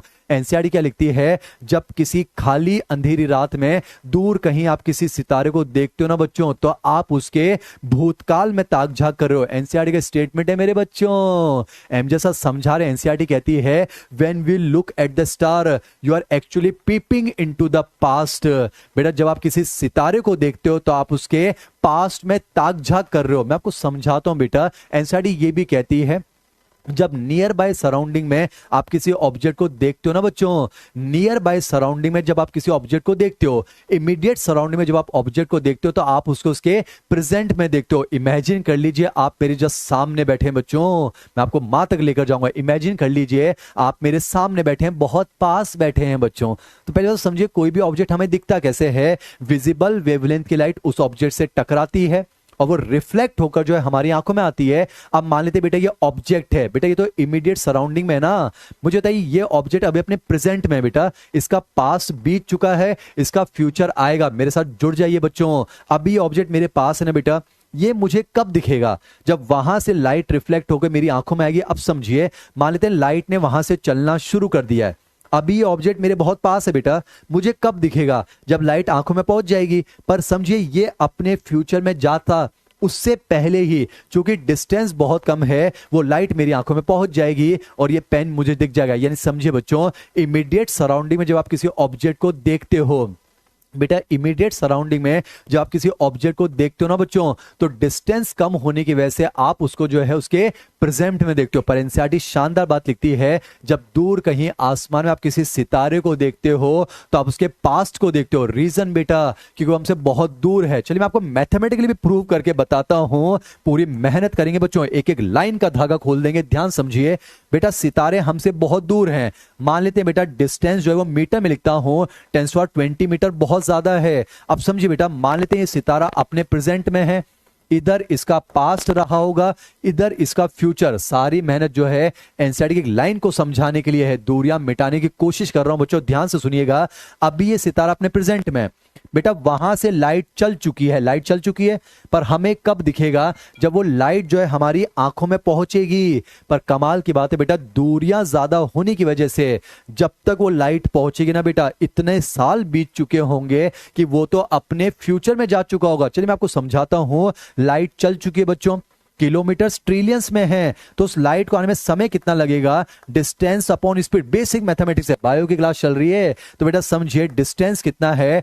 10⁻20 मीटर, और लाइट की स्पीड है 3 × 10⁸ मीटर पर सेकंड। तो जब आप इसको सॉल्व करोगे ना बच्चों, तो इसकी वैल्यू आएगी लगभग 10⁻11 सेकंड्स। यानी कमाल की बात है, वहां से जो लाइट चल चुकी है ना बच्चों, आपकी आंखों तक पहुंचेगी कब? वो 10⁻11 सेकंड्स के बाद, तब जाकर वो आपको दिखेगा। पर आपको ये पता होना चाहिए, आपका जो एक साल होता है ना बच्चों 365 दिन का, उसमें होते हैं लगभग 10⁻7 सेकंड। अरे कमाल हो गया बच्चों, आपका जो पूरा एक साल बीतता है उसमें 10⁻7 सेकंड होते हैं। पर वहां से जो लाइट चल चुकी है वो यहां कब पहुंचेगी? 10⁻11 सेकंड। इसका मतलब है उस लाइट को यहां तक आने में मेरे बच्चों 10,000 साल लगेंगे। कितने साल लगेंगे? 10,000। और 10,000 साल तक जो है वो बैठकर आपका इंतजार थोड़ा करेगा, तो वो अपने फ्यूचर में जा चुका होगा। तो उसका प्रेजेंट क्या बन चुका होगा? उसका पास्ट। तो जब आप देखोगे तो आपको उसका जो है प्रेजेंट नहीं दिखेगा, आपको उसका पास्ट दिखेगा। तो बेहतरीन लाइन एनसीईआरटी कहती है, when we see stars we are apparently peeping into the past. उम्मीद करता हूं समझ में आ रहा है। जब किसी खाली अंधेरी रात में आप दूर में किसी सितारे को देखते हो तो आप उसके भूतकाल में ताक झांक करते हो। अब मैं आपको फिर से मुद्दे पर ले चलता हूं बच्चों। मैं तो यह प्रूव करना चाह रहा था, क्या डेंस एंटिटी लूज नहीं, डेंस एंटिटी है या फिर नहीं है, उस डेंसिटी को प्रूव करते हैं। बेटा समझिए, सितारों से दूरी की बात हो चुकी है। अब डॉपलर ने क्या कहा कि धरती पर इस जगह खड़े होकर मैंने दूर उस सितारे को देखा, वहां से जो लाइट रेज आ रही थी, मान लेते हैं वो फ्रीक्वेंसी मुझे मिल रही है एक्स। 4-5 दिन के बाद उसी जगह पर खड़े होकर मैंने फिर से उस सितारे को देखा, तो वहां से जो लाइट रेज आ रही है उनकी फ्रीक्वेंसी एक्स से कम हो गई। बेटा 5-6 दिन में ही अगर फ्रीक्वेंसी कम हो गई, इसका मतलब क्या है? इन 4-5 दिन में वो सितारा आपसे दूर जा चुका है। यानी बेटा समझिए, चीजें लगातार एक दूसरे से दूर जा रही है, ब्रह्मांड जो है वो फैल रहा है। अब समझिए बच्चों, मैंने कहा सितारा दूर जा रहा है। बेटा चीजें लगातार एक दूसरे से दूर जा रही है, समझिए चीजें लगातार एक दूसरे से दूर जा रही है। इसका मतलब क्या है? कभी ना कभी तो पास रही होंगी ना बच्चों। अरे चीजें दूर जा रही है, इसका क्या मतलब है? कभी ना कभी तो पास रही होंगी, और जब सब पास रही होंगी तो एक डेंस एंटिटी रही होगी, एक सघन पुंज रहा होगा। तो एमजे सर ने यह प्रूव कर दिया है कि आज से 13.8 बिलियन वर्ष पहले कोई डेंस एंटिटी जरूर रही होगी। अब जब डेंस एंटिटी रही होगी तो आइए जो है बिग बैंग थ्योरी पढ़ते हैं, उसमें धमाका करते हैं। तो अब पेश करता हूं आपके सामने बिग बैंग थ्योरी, ध्यान से सुनिए। तो जॉर्ज लेमेते साहब क्या कहते हैं? बिग बैंग थ्योरी क्या कहती है कि आज से 13.8 बिलियन वर्ष पहले एक डेंस एंटिटी रही होगी, उसमें एक बहुत बड़ा थर्मोन्यूक्लियर एक्सप्लोजन हुआ होगा, और उस धमाके की वजह से वो जो डेंस एंटिटी बच्चों वो डस्ट पार्टिकल्स, गैसियस एटम्स और गैसियस क्लाउड में बिखर गई होगी, और उसी के बिखरने से आज से 13.8 बिलियन वर्ष पहले क्या बना होगा बेटा? ब्रह्मांड बना होगा। पर समझिए, उस समय जब एक्सप्लोजन हुआ होगा बच्चों, तो उस समय तो टेम्परेचर बहुत ज्यादा रहा होगा ना बच्चों।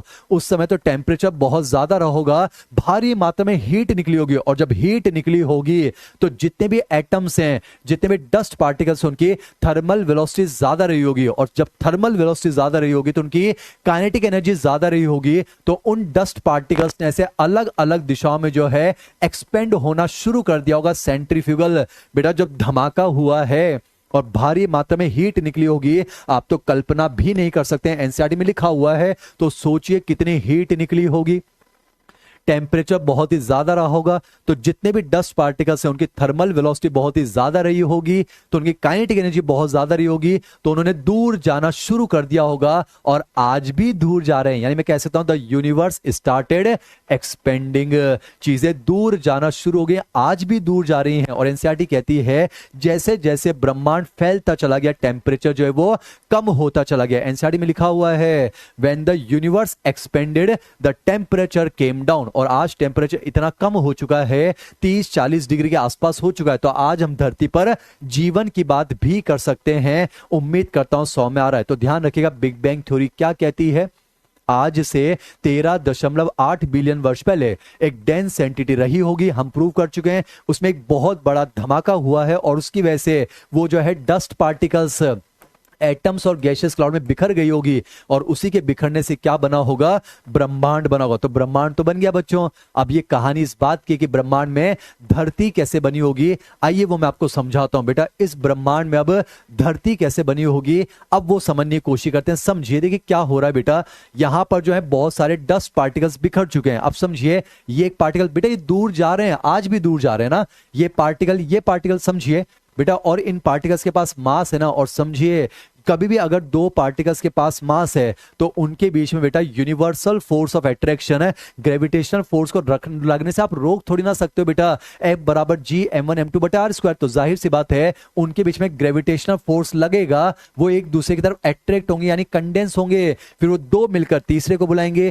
तीन मिलकर चौथे को मिलाएंगे। तो धीरे धीरे क्या होने लगा होगा, उन डस्ट पार्टिकल्स एटम्स और गैसियस क्लाउड्स के कंडेंसेशन से large flat disc like structure बनने लगे होंगे। उन्हें कहा जाता है बच्चों नेबुला। क्या कहते हैं उन्हें? नेबुला कहा जाता है। समझिए बेटा क्या कहा जाता है उन्हें, नेबुला कहा जाता है। फिर से एक बच्चा बार बार कमेंट लिख रहा है सर आपकी गाड़ी का मॉडल कौन सा है। बेटा एग्जाम में ये नहीं आने वाला है, आपको ये सवाल पूछना चाहिए कि एमजे सर आप पढ़ाते बेहतरीन हैं या नहीं पढ़ाते हैं, आंसर आपको मिल जाएगा। मुझे इस कहानी के दौरान जो है डिस्टर्ब करने वाले बच्चे नहीं चाहिए। मुझे लगता है आपने गलत कोचिंग में एडमिशन ले लिया है। टीचर के पास कौन सी गाड़ी है, कौन सी गाड़ी में बैठ कर वो आते हैं, कौन सा इवेंट वो करते हैं, एग्जाम में ये सवाल नहीं आएंगे बेटा। तो ये जो कोई भी है, नाम लिखा हुआ है शवाज जो भी है, मैं नाम के साथ बोल रहा हूं, आइंदा ऐसे सवाल एमजे सर की क्लास में नहीं पूछना है। अरे कौन सी गाड़ी मेरे पास है, ये सवाल एग्जाम में नहीं आएंगे बच्चों।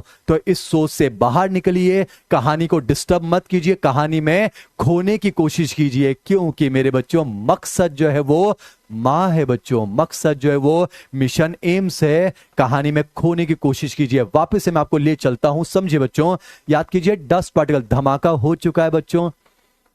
ऐसे बहुत सारे डस्ट पार्टिकल बन चुके हैं, कुछ इधर जा रहे हैं कुछ इधर जा रहे हैं। बेटा डस्ट पार्टिकल ऐसे दूर जा रहे हैं, साथ ही साथ कंडेंस होंगे ना, और उनके कंडेंसेशन से बहुत सारी लार्ज इस तरह से फ्लैट डिस्क लाइक स्ट्रक्चर बनने लगे होंगे। इन्हें कहा जाता है बेटा नेबुला। तो इस तरह से क्या बने होंगे बच्चों, बहुत सारे नेबुला बने होंगे। क्या बने होंगे? बहुत सारे नेबुला बनेंगे। अब ध्यान से देखिए बेटा, ये वो नेबुलाज हैं जो एक डायरेक्शन में आगे बढ़ रहे होंगे, समझ में आएगा, अच्छा लगेगा। ये वो नेबुलाज हैं जो इस तरफ जा रहे होंगे, ये वो नेबुलाज हैं जो इस तरफ जा रहे होंगे, ये वो नेबुलाज हैं जो इस तरफ जा रहे होंगे। तो ध्यान से सुनिए बेटा, वो सारे नेबुलाज जो एक तरफ जाते हैं उनके ग्रुप को कहा जाता है मेरे बच्चों गैलेक्सी। क्या कहा जाता है उसको? गैलेक्सी कहा जाता है। उसको आकाश गंगा कहते हैं। क्या कहते हैं बेटा? उसे गैलेक्सी कहा जाता है। अब ध्यान से सुनिए, तो मैं कह सकता हूं बेटा ये एक गैलेक्सी, ये एक गैलेक्सी, ये गैलेक्सी, ये गैलेक्सी। बेटा सिर्फ चार नहीं है, हमारे ब्रह्मांड में बहुत सारी गैलेक्सी। तो एनसीईआरटी की लाइन सुनना बेटा, एनसीईआरटी में लिखा हुआ है universe is a huge cluster of galaxies. लिखा हुआ है बेटा यूनिवर्स क्या है? Universe is a huge cluster of Galaxy. तो आपने देखा यूनिवर्स क्या है? बहुत सारी गैलेक्सी। गैलेक्सी क्या है? बहुत सारे नेबुला। और समझिए बेटा, जिस गैलेक्सी में आप हैं उस गैलेक्सी का नाम क्या है बच्चों? मिल्की वे गैलेक्सी। वो है बेटा मिल्की वे गैलेक्सी। वापस बोल रहा हूं, यूनिवर्स का मतलब क्या है? बहुत सारी गैलेक्सी। लिखा हुआ बच्चों एनसीईआरटी में, लिखा हुआ है universe is a huge cluster of Galaxy. बेटा यूनिवर्स क्या है? Universe is a huge cluster of Galaxy. अब समझिए यूनिवर्स में बहुत सारी गैलेक्सी हैं, गैलेक्सी में क्या है, बहुत सारे नेबुला हैं, और नेबुला में क्या है बेटा, वहां पर डस्ट पार्टिकल्स हैं, एटम्स और गैसियस क्लाउड है। अब समझिए बेटा, कंडेंसेशन तो चल ही रहा होगा, जस्ट इमेजिन, कहानी में खो जाइए, कंडेंसेशन चल रहा है, डस्ट पार्टिकल ग्रेविटेशन की वजह से पास आएंगे, तो धीरे धीरे नेबुला के अंदर कंडेंसेशन से क्या बनने लगे होंगे, स्टार्स बनने लगे होंगे। क्या बन रहे बेटा, स्टार्स बन रहे हैं। और ऐसा कहा जाता है कि एक नेबुला में नॉर्मली एक स्टार बनता है बेटा। हायर एस्ट्रोफिजिक्स की किताबें लिखती है, the death of one nebula represents the death of one star. कहा जाता है जब किसी एक नेबुला की मौत होती है तो माना जाता है उस दिन एक सितारे की मौत होती है, सपने की मौत नहीं होने देंगे बेटा। एक नेबुला में एक से ज्यादा स्टार भी हो सकते हैं, पर नॉर्मली हम मान के चलते हैं एक नेबुला में एक स्टार बन रहा है, इस तरह से स्टार। वापस समझाता हूं, व्हाट इज यूनिवर्स, यूनिवर्स बराबर बहुत सारी Galaxy. What is Galaxy, Galaxy बराबर बहुत सारे नेबुला। व्हाट इज नेबुला, एक सितारा प्लस डस्ट पार्टिकल। अब कमाल की बात है बच्चों, हमारी इस मिल्की वे गैलेक्सी में हमने अपनी इस गैलेक्सी में देखा कि इसमें एक नेबुला ऐसा था जिसके अंदर जो सितारा बना वो बहुत ही गर्म बना, और इस गर्म सितारे को, चमकदार सितारे को हमने क्या नाम दिया, सन। ये आपको पता होना चाहिए बेटा, सन इज द ब्राइटेस्ट स्टार। ये आपको पता है बच्चों, सूरज कुछ और नहीं है, ये सबसे ज्यादा चमकीला सितारा ही तो है। तो समझिए हमारी इस मिल्की वे गैलेक्सी में, कहानी में खो जाइए बच्चों, हमारी इस मिल्की वे गैलेक्सी में बहुत सारे नेबुला हैं।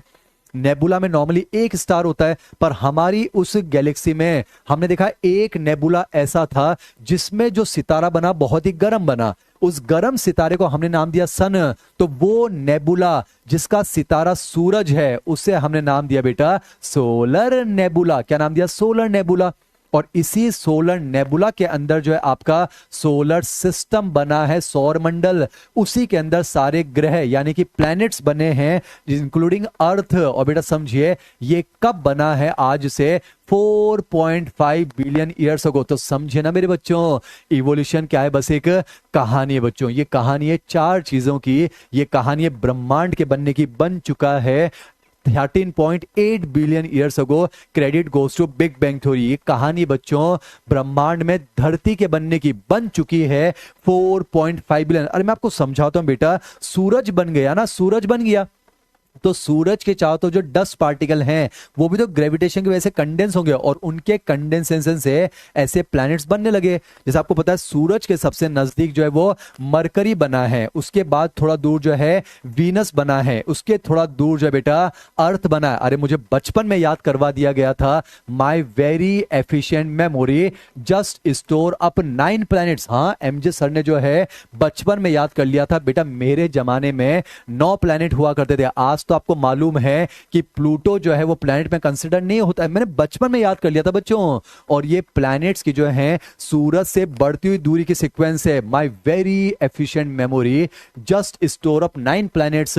My very efficient memory just store up 9 planets. सबसे नजदीक मरकरी है बेटा, फिर वीनस है, फिर अर्थ है, फिर मार्स, जुपिटर, सैटर्न, यूरेनस और नेपच्यून। तो आपने देखा बेटा ब्रह्मांड बन चुका है, ब्रह्मांड में धरती बन चुके। पर कमाल की बात है बच्चों, ये जो अभी ताजा ताजा धरती बनी है ना बच्चों, उस पर एटमॉस्फेयर नहीं है। एनसीईआरटी लिखती है there was no atmosphere on the primitive earth. बेटा जो प्रिमिटिव अर्थ है उस पर एटमॉस्फेयर नहीं है। व्हाट इज एटमॉस्फेयर बच्चों, धरती के सतह के ऊपर जब गैसेस मॉलिक्यूल ठहरते हैं बच्चों, जैसे ऑक्सीजन, कार्बन डाइऑक्साइड, नाइट्रोजन, जब गैसेस यहां ठहरेंगी तभी तो एटमॉस्फेयर बनेगा, वायुमंडल। पर याद कीजिए उस समय टेम्परेचर ज्यादा है। एक एक चीज का लॉजिक दे रहा हूं बेटा, उस समय टेम्परेचर ज्यादा है ना, और जब टेम्परेचर ज्यादा होता है तो जितने भी गैसेस मॉलिक्यूल बनते थे ना बच्चों, इनकी जो वेलोसिटी वो एस्केप वेलोसिटी ज्यादा होती थी। सुना होगा ग्रेविटेशन में एस्केप वेलोसिटी, तो बेटा उनकी एस्केप वेलोसिटी ज्यादा होती थी, वो यहां ठहरते नहीं थे, तो बनते वो जो है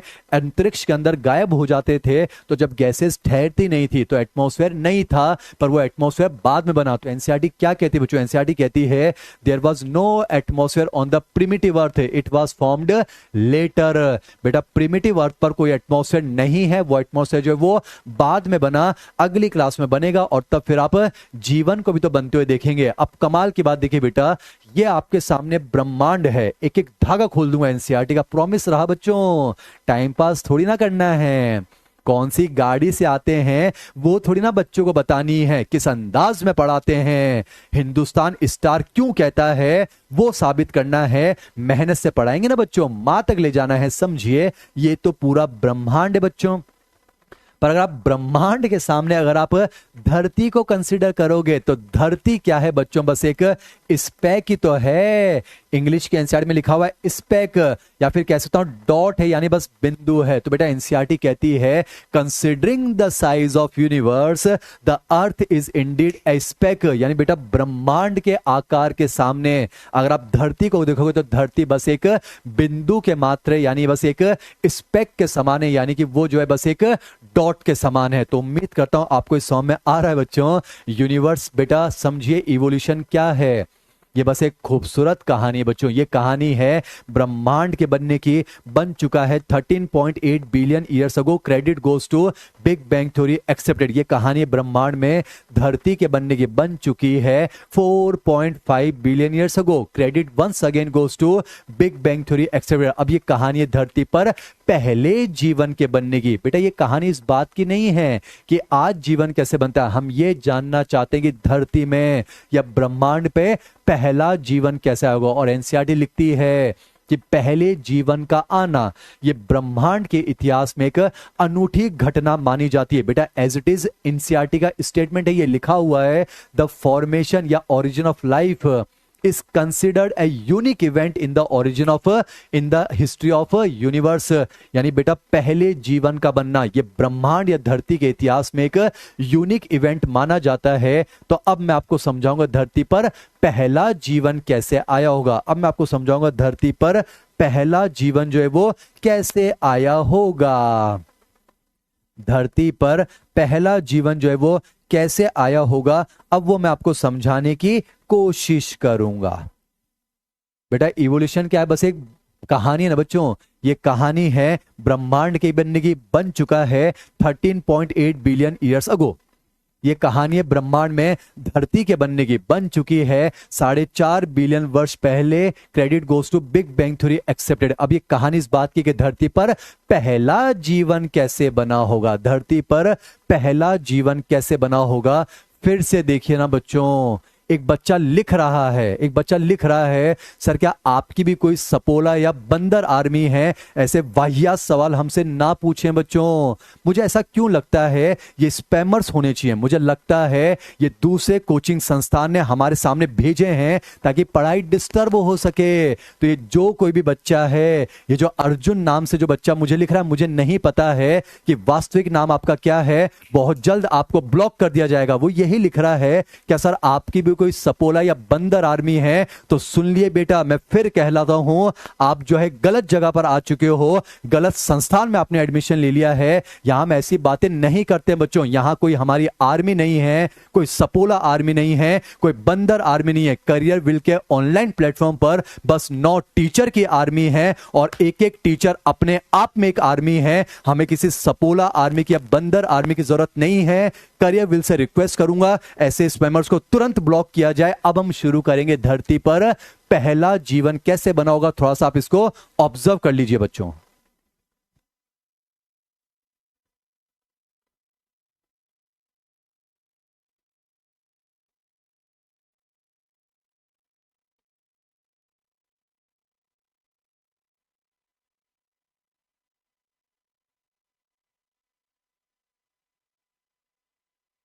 बच्चे लिख रहे हैं इनको ब्लॉक करवाइए, और इनको ब्लॉक करवाना पड़ेगा। ये जो भी ऐसे आईडी से हमें कमेंट कर रहे हैं इनको हम ब्लॉक कर देंगे, इनको ब्लॉक कर देंगे। सच्चाई है, सच्चाई है। हमारे इस प्लेटफॉर्म पर जो है टाइम पास नहीं होगा। मां को लेकर गंभीरता से आपको पढ़ाया जाएगा। और आपकी आत्मा जानती है बच्चों, इतनी बेहतरीन प्राइस में जो है पूरे हिंदुस्तान में कोई ईमानदारी से नहीं पढ़ा रहा है। कोई पढ़ा रहा हो तो हम हमें बताना बच्चों। इस प्राइस में इतनी मेहनत से अगर आपको कोई पढ़ा रहा हो आप हमें बताइएगा बच्चों, चांस ही नहीं है।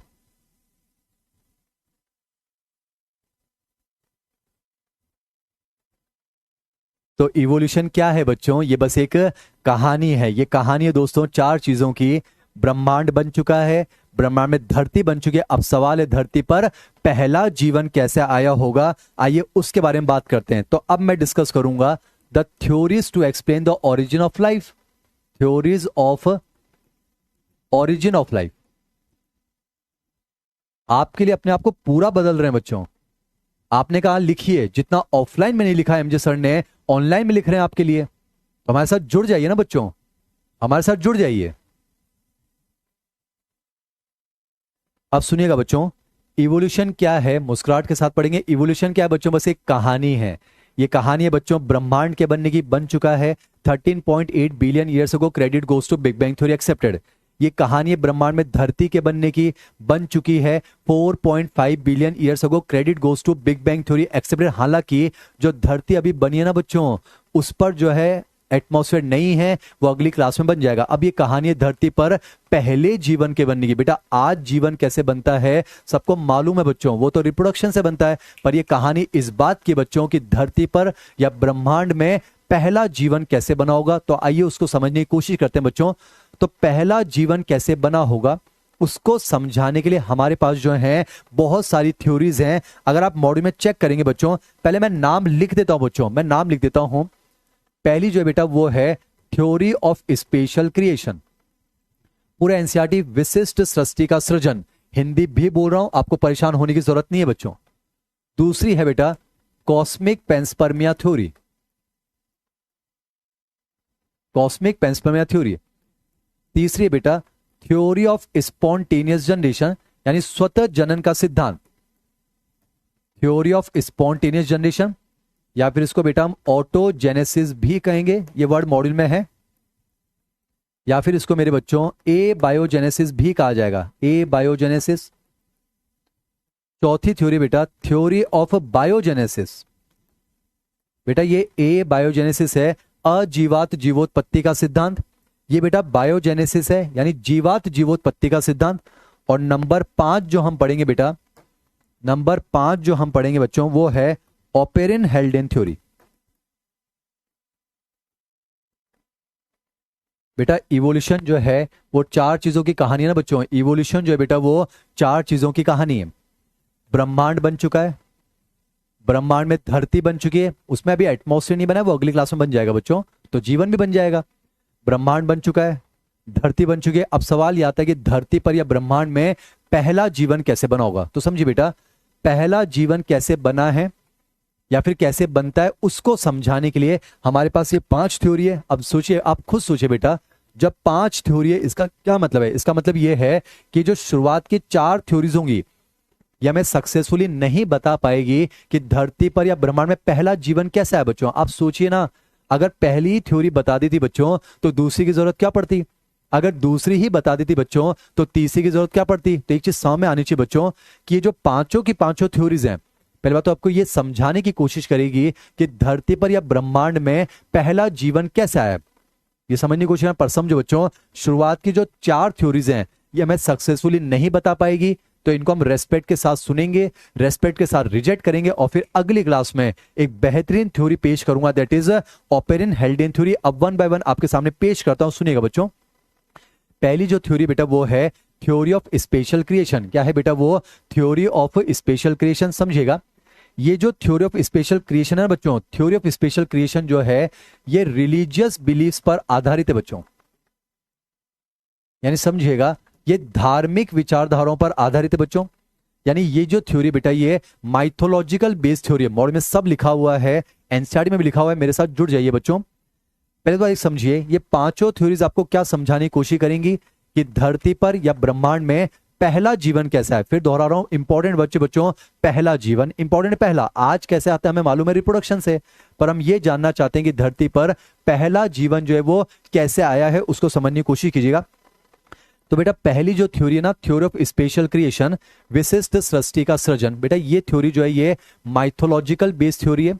इसका मतलब बच्चों ये जो है धार्मिक विचारधाराओं पर आधारित है, यानी बच्चों ये धर्म के हिसाब से चलती है। हालांकि थ्योरी गलत है बच्चों, धर्म को गलत नहीं बोल रहे हैं मुझे सर, थ्योरी गलत है, पर ठीक है एक बार ये थ्योरी क्या कहती है उसको सुन लेते हैं, फिर इसके सारे पॉइंट्स को बच्चों हम रिजेक्ट भी करेंगे। बेटा धर्म के हिसाब से चलती है जैसे कि, और धर्म को लेकर एमजे सर कोई खिलवाड़ नहीं करते हैं, पूरे रेस्पेक्ट के साथ आपको समझाता हूं। जैसे बेटा कुछ बातें जैसे मैं आपको बताऊं बच्चों, ये ग्रंथों में भी लिखी हुई है। जैसे कि अगर हम हिंदू धर्म के हिसाब से पूछें कि अगर आप हिंदू धर्म से पूछोगे कि इस ब्रह्मांड की रचना किसने की है, तो उनका जवाब होगा हमारे भगवान ब्रह्मा जी ने की है। बेटा आपको पता होगा गॉड की फुल फॉर्म भी क्या होती है? बेटा गॉड की फुल फॉर्म होती है जनरेटर, ऑपरेटर, डिस्ट्रक्टर, यानी बनाने वाला, चलाने वाला और मिटाने वाला। बेटा एक एक चीज समझाते हैं एमजे सर। बेटा गॉड की फुल फॉर्म ही यही है ना, जनरेटर, ऑपरेटर, डिस्ट्रक्टर, यानी कि बनाने वाला, चलाने वाला और मिटाने वाला ब्रह्मा, विष्णु, महेश। बेटा समझिए हिंदू धर्म क्या कहता है, चेहरे पर मुस्कुराहट होनी चाहिए बच्चों। बेटा हिंदू धर्म क्या कहता है कि ये जो पूरा ब्रह्मांड आप देख रहे हैं या फिर जो यहां जीवन आया है वो भगवान ब्रह्मा जी ने बनाया है। उन्होंने कहा कि भगवान ब्रह्मा जी ने, बेटा किताबों में लिखा हुआ है, टाइम पास नहीं करते हैं, कि भगवान ब्रह्मा जी ने पहला मेल बनाया था, पहला नर बनाया था मनु नाम का, और पहली महिला बनाई थी उन्होंने श्रद्धा नाम की। तो बेटा हिंदू धर्म के हिसाब से अगर देखा जाए, बेटा हिंदू धर्म के हिसाब से अगर देखा जाए तो जो पहला जीवन आया था वो मनु और श्रद्धा के नाम से आया, हमने रेस्पेक्ट से सुना। बेटा पर आपको पता होगा इस पूरी दुनिया में अगर देखा जाए, मैं हिंदुस्तान की बात नहीं कर रहा हूं, पूरी दुनिया में अगर देखा जाए बच्चों तो मैक्सिमम जो धर्म फॉलो होता है ना बच्चों वो क्रिश्चियनिटी है। तो वो बाइबल के अकॉर्डिंग क्या होता है, तो बेटा अगर आप बाइबल से पूछोगे, अगर आप फादर सुआरेस से पूछोगे तो बाइबल क्या कहती है कि ये जो पूरा ब्रह्मांड आप देख रहे हैं, चाहे कोई भी जीवन का रूप आप देख रहे हैं, ये हमारे गॉड ने बनाया है और टोटल 6 दिन में। बेटा एमजे सर टाइम पास नहीं करते हैं, यह ग्रंथों में लिखा हुआ है बच्चों। जैसे अगर आप क्रिश्चियनिटी से पूछेंगे कि ये जितनी भी चीजें आप देख रहे हैं ना दुनिया वालों, ये जितनी भी चीजें आप देख रहे हैं, ये पूरी कायनात जो है वो हमारे गॉड ने बनाई है और कितने दिन में, 6 दिन में। बेटा बाइबल में एक एक दिन के बारे में लिखा है, जैसे मैं आपको बता देता हूं बच्चों। जैसे कि वो कहते हैं कि पहले दिन हमारे गॉड ने जो है जन्नत और जहन्नुम बनाई है। बेटा एमजे सर ग्रंथ के साथ जो है टाइम पास नहीं करते हैं, एक एक बातें लिखी हुई हैं, हालांकि फिर मैं साइंस को यहां पर जो है जस्टिफाई करूंगा। सुनिए बच्चों, तो जैसे कि बाइबल जो है वो 6 दिन का जिक्र करता है बच्चों। पहला पॉइंट वो क्या कहता है कि पहले दिन हमारे गॉड ने हेवन और हेल बनाया है, जन्नत और जहन्नुम। दूसरे दिन हमारे गॉड ने जो है स्पेस और वाटर बनाया है, आकाश और पानी बनाया है। तीसरे दिन उन्होंने जो है धरती बनाई है और उसकी सजावट के लिए जो है पेड़ पौधे बनाए हैं। चौथे दिन उन्होंने जो है चांद, सूरज और सितारे बनाए हैं, चांद, सूरज और सितारे बनाए हैं, सन, मून एंड स्टार। पांचवें दिन उन्होंने आकाश में उड़ने के लिए पंछी बनाए हैं और पानी में तैरने के लिए मछलियां बनाई हैं। और छठे दिन गॉड ने जो है उन्होंने एडम बनाया है, एडम नाम का मेल बनाया है और उसकी 12वीं पसली से जो है पहली फीमेल बनी है ईव के नाम से। बच्चों कंसेप्ट के साथ हम खिलवाड़ नहीं करते हैं, धर्म के साथ खिलवाड़ नहीं करते हैं, तहे दिल से उसका आदर करते हैं। तो बेटा हिंदू धर्म के हिसाब से अगर देखा जाए तो मनु और श्रद्धा बने हैं, पर अगर क्रिश्चियन धर्म के हिसाब से देखा जाए तो एडम और ईव बने हैं। ये भी आपने कहीं ना कहीं सुना होगा बच्चों, एडम और ईव की कहानी। अब समझिए बच्चों, मैं आपको समझाता हूं। जैसे कि क्रिश्चियन धर्म में क्या लिखा हुआ है कि उनके गॉड ने जो है 6 दिन तक बच्चों काम किया और ये पूरी कायनात बनाई, तो जाहिर सी बात है वो थक गए होंगे, तो 7वें दिन उन्होंने आराम किया है, रेस्ट किया है, छुट्टी बनाई है बच्चों। और पूरी दुनिया में मैक्सिमम जो धर्म है बच्चों वो क्रिश्चियनिटी फॉलो होता है। तो बेटा वहीं से ये कंसेप्ट निकल कर आया है कि जब हमारे गॉड ने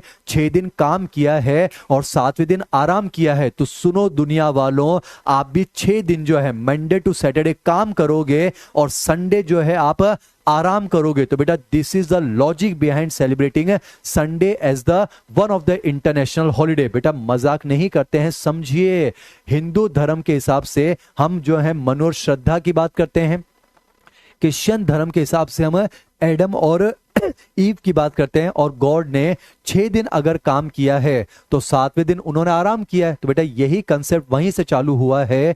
तो मंडे टू सैटरडे 6 दिन हम भी काम करते हैं और संडे हम हॉलीडे बनाते हैं। बेटा ये तो आपने धर्म की बात करी, पर फिलहाल जो है नीट को लेकर हमारा धर्म क्या है बच्चों, तो हमारा जो धर्म है वो एनसीईआरटी है। तो हमारी एनसीईआरटी क्या कहती है, सुनिएगा बेटा। एनसीईआरटी के हिसाब से अगर आप देखोगे, अब मैं बोर्ड पर लिखूंगा नहीं बच्चों, आपके पास एनसीईआरटी खुली होनी चाहिए। एनसीईआरटी लिखती है ये जो थ्योरी ना बच्चों, इसके 3 कॉनोटेशंस हैं। एक एक वर्ड समझाऊंगा। 3 कॉनोटेशंस का मतलब है 3 आइडियाज हैं। अब मैं एज इट इज बोल रहा हूं बच्चों, अल्फाबेट भी चेंज नहीं करता हूं, वहां पर आप देख सकते हैं। बेटा जो थ्योरी ऑफ स्पेशल क्रिएशन है उसके जो है तीन है बेटा, उसके तीन आइडियाज हैं। पहला आप सुन लीजिए, फिर तीनों को हम गलत साबित करेंगे बच्चों। पहला वन लिखा हुआ है, all the living organisms that we see today were created as such। एक एक वर्ड लिखा हो बच्चों, all the living organisms that we see today were created as such। दूसरा लिखा हुआ है, the diversity was always the same since creation and it will be same in the future। और तीसरा लिखा हुआ है, the earth is only 4000 years old। बेटा एक एक वर्ड जो है मैंने आपको बता दिया है। बेटा अगर एनसीईआरटी के हिसाब से देखें, बेटा क्लास के अंदर हमारा जो धर्म है वो जो है बेटा एनसीईआरटी है। कुछ बच्चे लिख रहे हैं कि सर आप अपनी हेल्थ का ध्यान रखिए। ये वो बच्चे हैं जो महसूस कर सकते हैं। आकांक्षा लिख रही है कि सर आप अपनी हेल्थ का ध्यान रख रही है। एक बच्चा लिख रहा है कि सर बीच में आप पानी पी लीजिए कीजिए। ये वो बच्चे हैं जिनकी आत्मा जानती है सर उनके लिए मेहनत कर रहे हैं। जितनी मेहनत शायद आप खुद अपने लिए नहीं कर रहे हैं, एमजे सर आपके लिए कर रहे हैं, तन और मन से कर रहे हैं। तो मेरे साथ जुड़ जाइए ना बच्चों। किस बात का खौफ है आपको? हम हैं ना आपके साथ। तो ऐसे सवाल कहां से आ जाते हैं कि सर आप कौन सी गाड़ी से आते हैं, कि आपकी सपोला आर्मी है, आपकी बंदर आर्मी है? ये क्या वाहियात सवाल है बच्चों। हम आपके साथ जुड़ चुके हैं। विश्वास रखिए एमजे स्टार पर, विश्वास रखिए हमने करियविल परिवार के 9 रत्नों पर। हम तन और मन से जुड़ चुके हैं। शायरियां नहीं सुनानी है बच्चों, नाचकर नहीं दिखाना है। पूरी मेहनत करेंगे और मां तक आपको लेकर जाएंगे। वही आपकी सोच होनी चाहिए। हमारी सोच तो वही है बच्चों। तो हमारे साथ जुड़ जाइए ना बच्चों। तो सुनिएगा, थ्योरी ऑफ स्पेशल क्रिएशन क्या कहती है बच्चों? अकॉर्डिंग टू एनसीईआरटी आपने देखा उसके 3 पॉइंट है, और बेटा तीनों पॉइंट गलत है। एनसीईआरटी कहती है बच्चों कि 19th सेंचुरी में चार्ल्स डार्विन, बेटा 19th सेंचुरी में चार्ल्स डार्विन और अल्फ्रेड रसेल वॉलेस की ऑब्जर्वेशन से हमें पता चला बच्चों कि जो लाइफ फॉर्म से लगातार उनमें समय के साथ साथ कितना चेंज हुए हैं। जैसे मैं आपको एक एक चीज समझाता हूं बच्चों। पहला पॉइंट क्या लिखा हुआ है थ्योरी ऑफ स्पेशल क्रिएशन का? All the living organisms that we see today were created as such। लिखा हुआ बच्चों, all the living organisms that we see today were created as such। बेटा ये गलत है। इसका मतलब आज आप जितने भी ऑर्गेनिज्म देखते हो, जैसा आप देखते हो वैसे ही बनाए गए थे। बेटा ये बात गलत है। अगर ऐसा होता तो फिर हम ह्यूमन इवोल्यूशन क्यों पढ़ते बच्चों? बेटा फिर हम ह्यूमन इवोल्यूशन क्यों पढ़ते? आपको पता है आज जैसा इंसान दिखता है हमेशा ऐसा नहीं था बच्चों। कभी हम होमो हैबिलिस थे, कभी होमो इरेक्टस हैं, कभी हम जो है निएंडरथल हैं, कभी क्रो मैग्नन है। तो कंफर्म है बच्चों लाइफ फॉर्म्स जो हैं वो हमेशा चेंज होती हैं। जैसे बेटा आज जो आपको घोड़ा दिखता है हमेशा ऐसा थोड़ी ना बच्चों, घोड़े में भी समय के साथ साथ बदलाव हुए हैं। तो पहला पॉइंट खारिज हो गया बच्चों, पहला पॉइंट खारिज हो गया। फिर दूसरा पॉइंट क्या लिखा हुआ है? The diversity was always the same since creation and it be same in the future. गलत है ना बच्चों? बेटा समझिए, पहले जो है जमाने में धरती पर डायनासोर थे। हम हवा में बात थोड़ा ना कर रहे हैं बच्चों, डायनासोर थे ना, हमें उनके कंकाल मिले बच्चों। तो इसका मतलब धरती पर डायनासोर थे, आज डायनासोर नहीं है। मतलब धरती की जो डाइवर्सिटी है, जो जैव विविधता है, वो हमेशा कांस्टेंट नहीं रहती है बेटा, वो चेंज होती है। समय के साथ साथ जो है बच्चों इवोल्यूशन होता है। ये समझ में आ रहा है? तीसरा पॉइंट तो कॉमेडी है बच्चों। तीसरा पॉइंट क्या लिखा हुआ है कि earth is only 4000 years old. गलत है बच्चों। आपको पता है हमें जो है, आपको पता है carbon dating, radio active dating क्या है बच्चों? ये एक ऐसी टेक्निक है जिससे हम रॉक्स की एज कैलकुलेट कर सकते हैं। तो बेटा हमें जो है, हमें बहुत पुरानी चट्टानें मिली हैं और कार्बन डेटिंग से हमने उनकी उम्र पता की है। तो आइडिया लग गया बच्चों कि अर्थ जो है वो सिर्फ कुछ हजार साल पुरानी नहीं है, जबकि ये millions and billions of years पुरानी है। तो आपने देखा थ्योरी ऑफ स्पेशल क्रिएशन के 3 कोनोटेशंस हैं और तीनों के तीनों को हम रिजेक्ट कर चुके हैं। तो फाइनली बेटा ये जो थ्योरी है ये रिजेक्ट हो जाती है। बेटा मैं पानी पी लेता हूं, फिर हम वापस जो है अगली थ्योरी को कंटिन्यू करेंगे।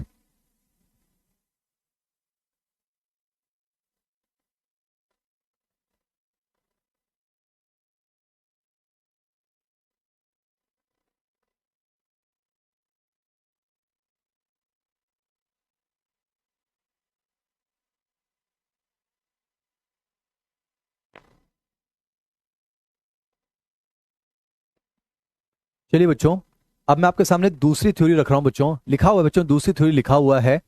दूसरी थ्योरी का नाम है बच्चों कॉस्मिक पेंसपर्मिया थ्योरी। अब इसको आप समझने की कोशिश कीजिएगा। बेटा कॉस्मिक का मतलब होता है आउटर स्पेस, अंतरिक्ष की बात करें बच्चों। एक एक वर्ड समझिएगा। जैसे स्टडी ऑफ स्पेस, बेटा study of space is known as cosmology. अब समझिए बेटा, पैन का मतलब होता है ऑल। पैन का मतलब होता है ऑल। जैसे पैन इंडिया, कोई अभियान चल रहा है पैन इंडिया, मतलब पूरी इंडिया में बच्चों। तो पैन का मतलब ऑल। स्पर्म का आपको मतलब पता है बच्चों, गैमेट है। स्पर्म क्या है? गैमेट है। यहां बेटा स्पर्म का मतलब स्पर्म से नहीं है, यहाँ स्पर्म का मतलब स्पर्म से नहीं है, कहने वाला गैमेट है।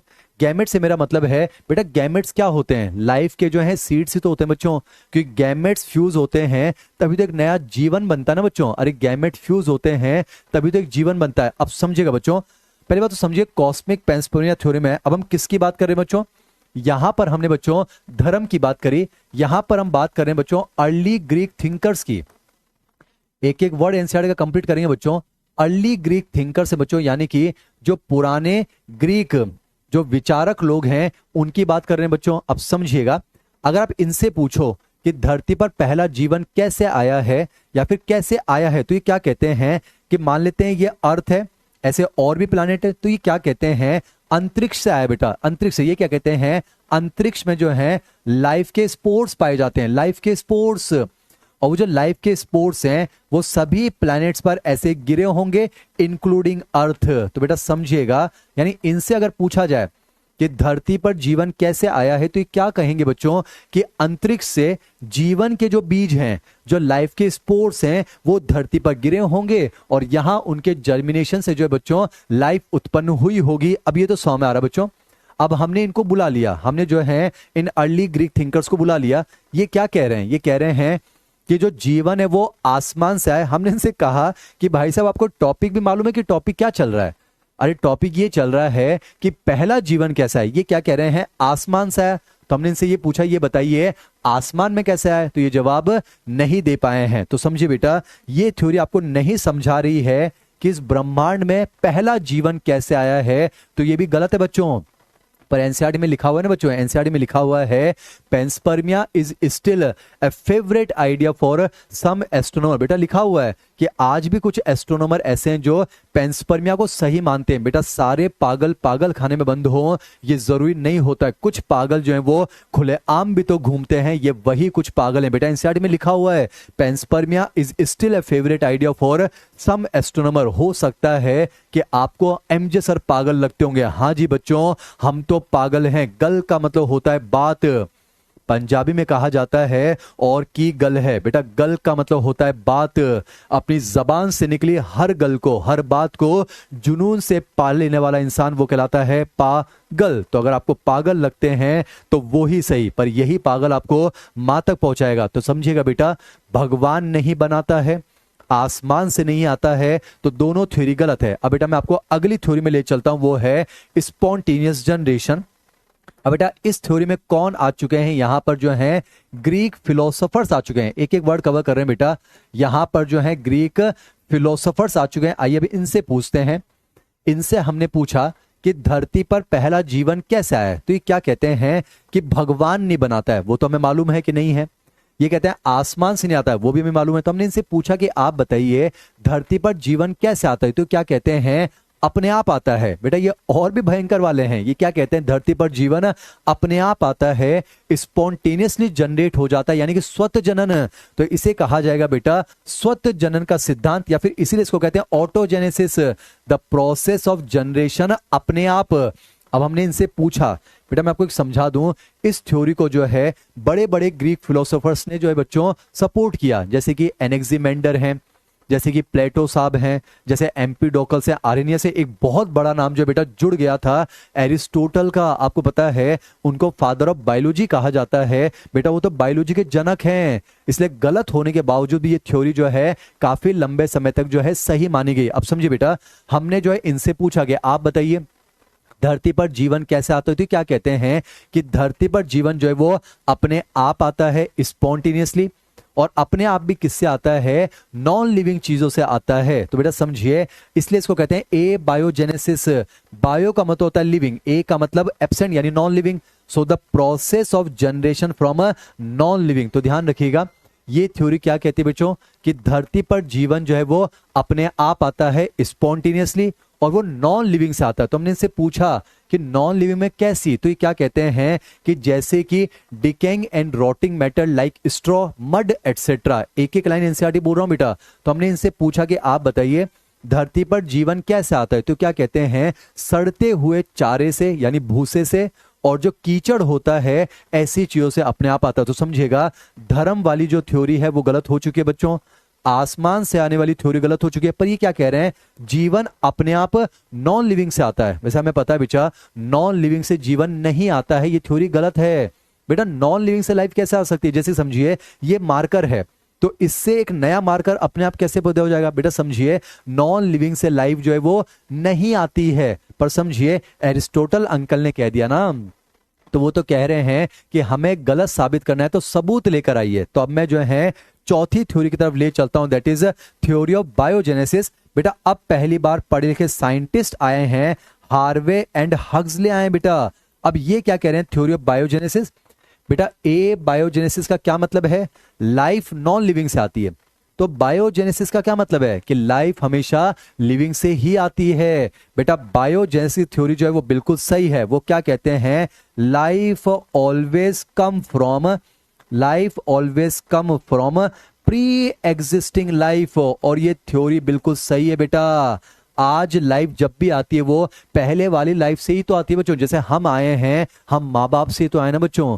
कोई सेल भी अगर आएगा तो सेल से तो आएगा ना बच्चों। जैसे कोई अमीबा है वो भी अमीबा से ही तो आएगा ना बच्चों। तो एक बात तो कंफर्म है, बायोजेनेसिस थ्योरी बिल्कुल सही है बच्चों, ये थ्योरी गलत नहीं है। बेटा लाइफ हमेशा लाइफ से ही आती है, पर उसके बावजूद भी हमें पांचवी की थ्योरी की जरूरत क्यों पड़ गई बच्चों? वो इसलिए बच्चों क्योंकि ये थ्योरी क्या कह रही है, ये थ्योरी क्या कह रही है, लाइफ हमेशा लाइफ से ही आती है। ये बिल्कुल सही है, पर हम क्या जानना चाहते हैं बच्चों, हम ये जानना चाहते हैं कि पहली लाइफ कहां से आई है। बेटा क्या कहती है, लाइफ हमेशा लाइफ से आती है। और ये बात बिल्कुल सही है। अगर आपसे पूछा जाए बच्चों कि आज के समय पर लाइफ कैसे आती है, तो आंसर जाएगा बायोजेनेसिस। 100% सही है बच्चों, लाइफ हमेशा लाइफ से ही आती है। पर हम तो ये जानना चाहते हैं ना बच्चों की धरती पर पहला जीवन कैसा है। इसलिए जो है आज भी एक ऐसी थ्योरी की जरूरत थी जो आपको यह समझाएगी कि पहला जीवन कैसा है। वो कौन समझाएगी आपको? ऑपेरिन हेल्डेन थ्योरी। पर समझिए बच्चों, ए बायोजेनेसिस तो सरासर गलत है बच्चों। ए बायोजेनेसिस मतलब लाइफ जो है वो नॉन लिविंग से आती है, वो तो गलत है। बायोजेनेसिस बिल्कुल सही है, लाइफ हमेशा लाइफ से आती है। पर समझिए इसको सही साबित करना और इसको गलत साबित करने के लिए बहुत सारे एक्सपेरिमेंट हुए बच्चों। उनमें से जो एक फेमस एक्सपेरिमेंट था बच्चों, वो लुईस पाश्चर साहब का था। वो आपके सामने रख रहा हूं, पूरा एनसीईआरटी में दिया हुआ बच्चों। तो लुईस पाश्चर साहब का एक्सपेरिमेंट आप समझिए, लुईस पाश्चर स्वान नेक फ्लास्क एक्सपेरिमेंट। एक एक वर्ड समझाऊंगा बच्चों, पूरा एनसीईआरटी का, इसको ध्यान से सुनिएगा बेटा। पहले तो समझिएगा, लुईस पाश्चर का जो एक्सपेरिमेंट है ना बेटा, समझिए ये ए बायोजेनेसिस जो है उसको तो बेटा डिस्प्रूव करेगा, उसको डिस्प्रूव करेगा। और जो बायोजेनेसिस है ना बेटा, बायोजेनेसिस उसको जो है ये प्रूव करेगा। ये समझिए अब कैसे, मैं आपको समझाता हूं बेटा। लुईस पाश्चर साहब ने क्या किया, उन्होंने एक फ्लास्क लिया, 2 मिनट में समझ में आ जाएगा। उन्होंने एक फ्लास्क लिया बेटा, उसके अंदर उन्होंने क्या किया, शुगर सॉल्यूशन लिया बेटा। शुगर है, ये शुगर है। शुगर मतलब बेटा नॉन लिविंग, क्लास में समझ में आ जाएगा बच्चों। शुगर का मतलब जो है वो नॉन लिविंग है। अब उन्होंने क्या किया, इसके अंदर उन्होंने क्या किया बेटा, यीस्ट डाल दिया। यीस्ट, यीस्ट का मतलब हो गया बेटा सैकेरोमाइसिस सेरीमेरसाई, यानी सिंगल सेल फंगस है। फंगस मतलब लिविंग, यानी बेटा अभी ये सॉल्यूशन लिविंग हो चुका है। पर उन्होंने क्या किया है, उन्होंने यहां पर बेटा ऐसे बर्नर लगा दिया और इस सॉल्यूशन को गर्म कर दिया। और बता जैसे टेम्परेचर बढ़ा, जो अंदर यीस्ट था वो मर गया। यानी मैं कह सकता हूं अब जो है बेटा ये स्टेरलाइज्ड शुगर सॉल्यूशन हो गया। बेटा स्टेराइल बनाने का मतलब है उसमें लाइफ खत्म कर दो, माइक्रोब्स खत्म कर दो। तो ये हो चुका है स्टेरलाइज्ड शुगर सॉल्यूशन। इसका मतलब इसमें बेटा क्या है, अब किल्ड यीस्ट है, इसमें जो है मरा हुआ यीस्ट है। यानी अभी फिलहाल ये सॉल्यूशन जो है बेटा नॉन लिविंग है। क्लास में याद हो जाएगा बेटा, अभी जो ये सॉल्यूशन है बेटा ये नॉन लिविंग हो गया ना बेटा। शुगर तो नॉन लिविंग है ही सही, साथ ही साथ इसके अंदर अब मरा हुआ यीस्ट है। पहले जिंदा था पर उसको गर्म करके मार दिया ना बच्चों, तो अभी फिलहाल ये नॉन लिविंग है। अब उन्होंने क्या किया, इस गरम सॉल्यूशन को उन्होंने जो बेटा 2 फ्लास्क के अंदर लिया। प्लीज समझना, इस गरम सॉल्यूशन को उन्होंने क्या किया, इस तरह से 2 फ्लास्क के अंदर जो है इक्वली डिवाइड कर दिया है। प्लीज समझिए, इस गरम सॉल्यूशन उन्होंने क्या किया, 2 फ्लास्क के अंदर जो है इक्वली डिवाइड कर दिया। अब कमाल की बात देखिएगा, एक फ्लास्क तो लिया है ब्रोकन नेक वाला, बेटा इसकी गर्दन टूटी हुई है। एक एक वर्ड लिख रहा हूं बेटा, ब्रोकन नेक। और एक ऐसा लिया जिसकी गर्दन हंस के जैसी है, यानी कि स्वान नेक वाला फ्लास्क लिया है।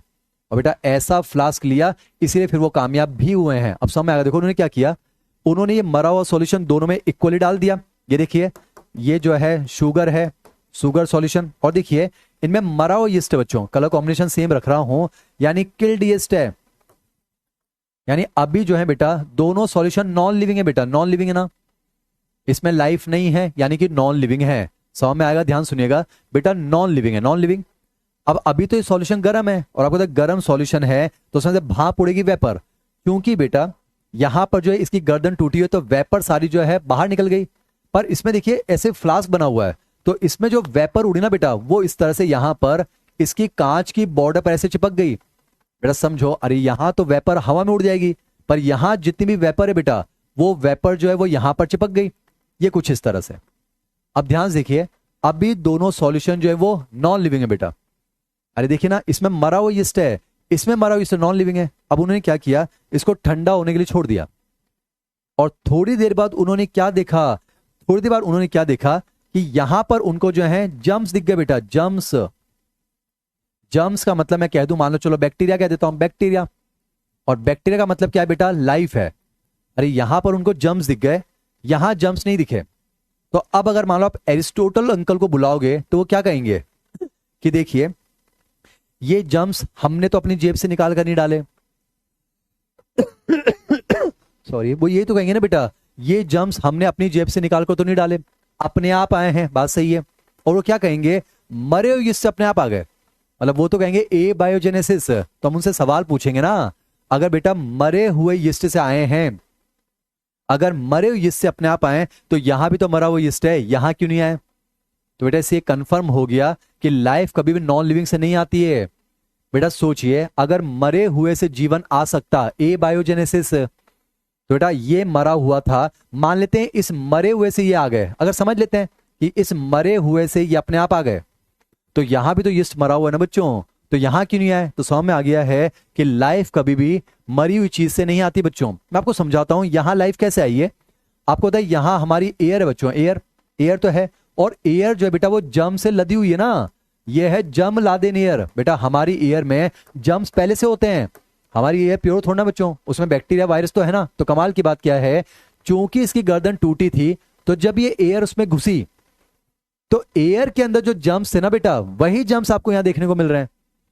तो यहां ये जो जम्स आए ना बच्चों, ये मरे हुए यीस्ट से थोड़ी ना आए हैं, ये तो जो एयर वाले जम्स हैं वही तो हैं। यानी लाइफ हमेशा जो है वो, लाइफ हमेशा जो है वो पहली वाली लाइफ से ही आई है। और सोचिए यहां जम्स क्यों नहीं आए, क्योंकि यहां जब एयर घुसी होगी ना बेटा, एयर उसमें जम्स तो हैं। तो क्या हुआ होगा, यहां जो वेपर चिपक गई थी वो जम्स यहां फंस गए बेटा, और अंदर क्या गई, सिर्फ प्योर एयर गई। यानी मैं कह सकता हूं ये जो स्वान नेक है, it acted as a filter. बेटा इसने फिल्टर का काम किया और वो जम्स यहां फंस गए, वो अंदर गए नहीं, और जब गए नहीं तो आपको यहां मिले नहीं। यानी समझिए बेटा, यहां जो जम्स आए ना वो इस मरे हुए यीस्ट से नहीं आए, वो हवा में जो जम्स है वही तो आए बच्चों। तो लाइफ हमेशा लाइफ से ही आती है, नॉन लिविंग से लाइफ कभी भी नहीं आती है। तो बेहतरीन बच्चों, ये जो लुईस पास्चर का जो एक्सपेरिमेंट है, ये जो है बेटा ए बायोजेनेसिस को जो है उसको तो डिस्प्रूव करता है और ये बायोजेनेसिस को सही साबित करता है। और एनसीईआरटी कहती है बेटा जब ये एक्सपेरिमेंट हुआ ना, तब जाकर ए बायोजेनेसिस की जो थ्योरी है उसको वंस एंड फॉर ऑल उसको डिस्प्रूव कर दिया। तो एनसीईआरटी की लाइन है बच्चों, एनसीईआरटी की लाइन है कि एक इस एक्सपेरिमेंट ने क्या किया है, इसके आने के बाद जो है the theory of spontaneous generation या abiogenesis was dismissed once and for all. तो समझिए बच्चों, इवोल्यूशन क्या है दोस्तों, ये बस एक कहानी है बच्चों। ये कहानी है 4 चीजों की। ये कहानी है ब्रह्मांड के बनने की, बन चुका है 13.8 बिलियन वर्ष पहले, credit goes to big bang theory accepted. ब्रह्मांड में धरती के बनने की बन चुकी है 4.5 billion years ago, credit once again goes to big bang theory accepted. हालांकि अभी एटमॉस्फेयर नहीं बना है, वो अगली क्लास में बनेगा। ये कहानी है धरती पर पहले जीवन के बनने की।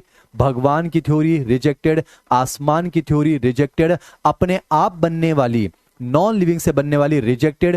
बेटा थ्योरी ऑफ बायोजेनेसिस रिजेक्टेड तो नहीं है, वो बिल्कुल सही है कि लाइफ हमेशा लाइफ से ही आती है, पर वो ये नहीं बता पाई कि पहला जीवन कैसे आता है। तो पहला जीवन कैसे आता है वो आपको सक्सेसफुली कौन बताएगी बच्चों, पहला जीवन कैसे आता है वो आपको कौन बताएगी, ऑपेरिन हेल्डेन थ्योरी। तो इस बेहतरीन कहानी को सुनने के लिए एमजे सर के साथ आप जुड़े रहिए बच्चों, आपकी आत्मा जानती है आप इस कहानी में खो जाएंगे बच्चों। तो अगली क्लास में हम डिस्कस करेंगे ऑपेरिन हेल्डेन थ्योरी। तो आज की इस क्लास को बच्चों हम टर्मिनेट करते हैं। इसको रिवाइज कर आइएगा, मुस्कुराते रहिएगा। थैंक यू सो मच बच्चों।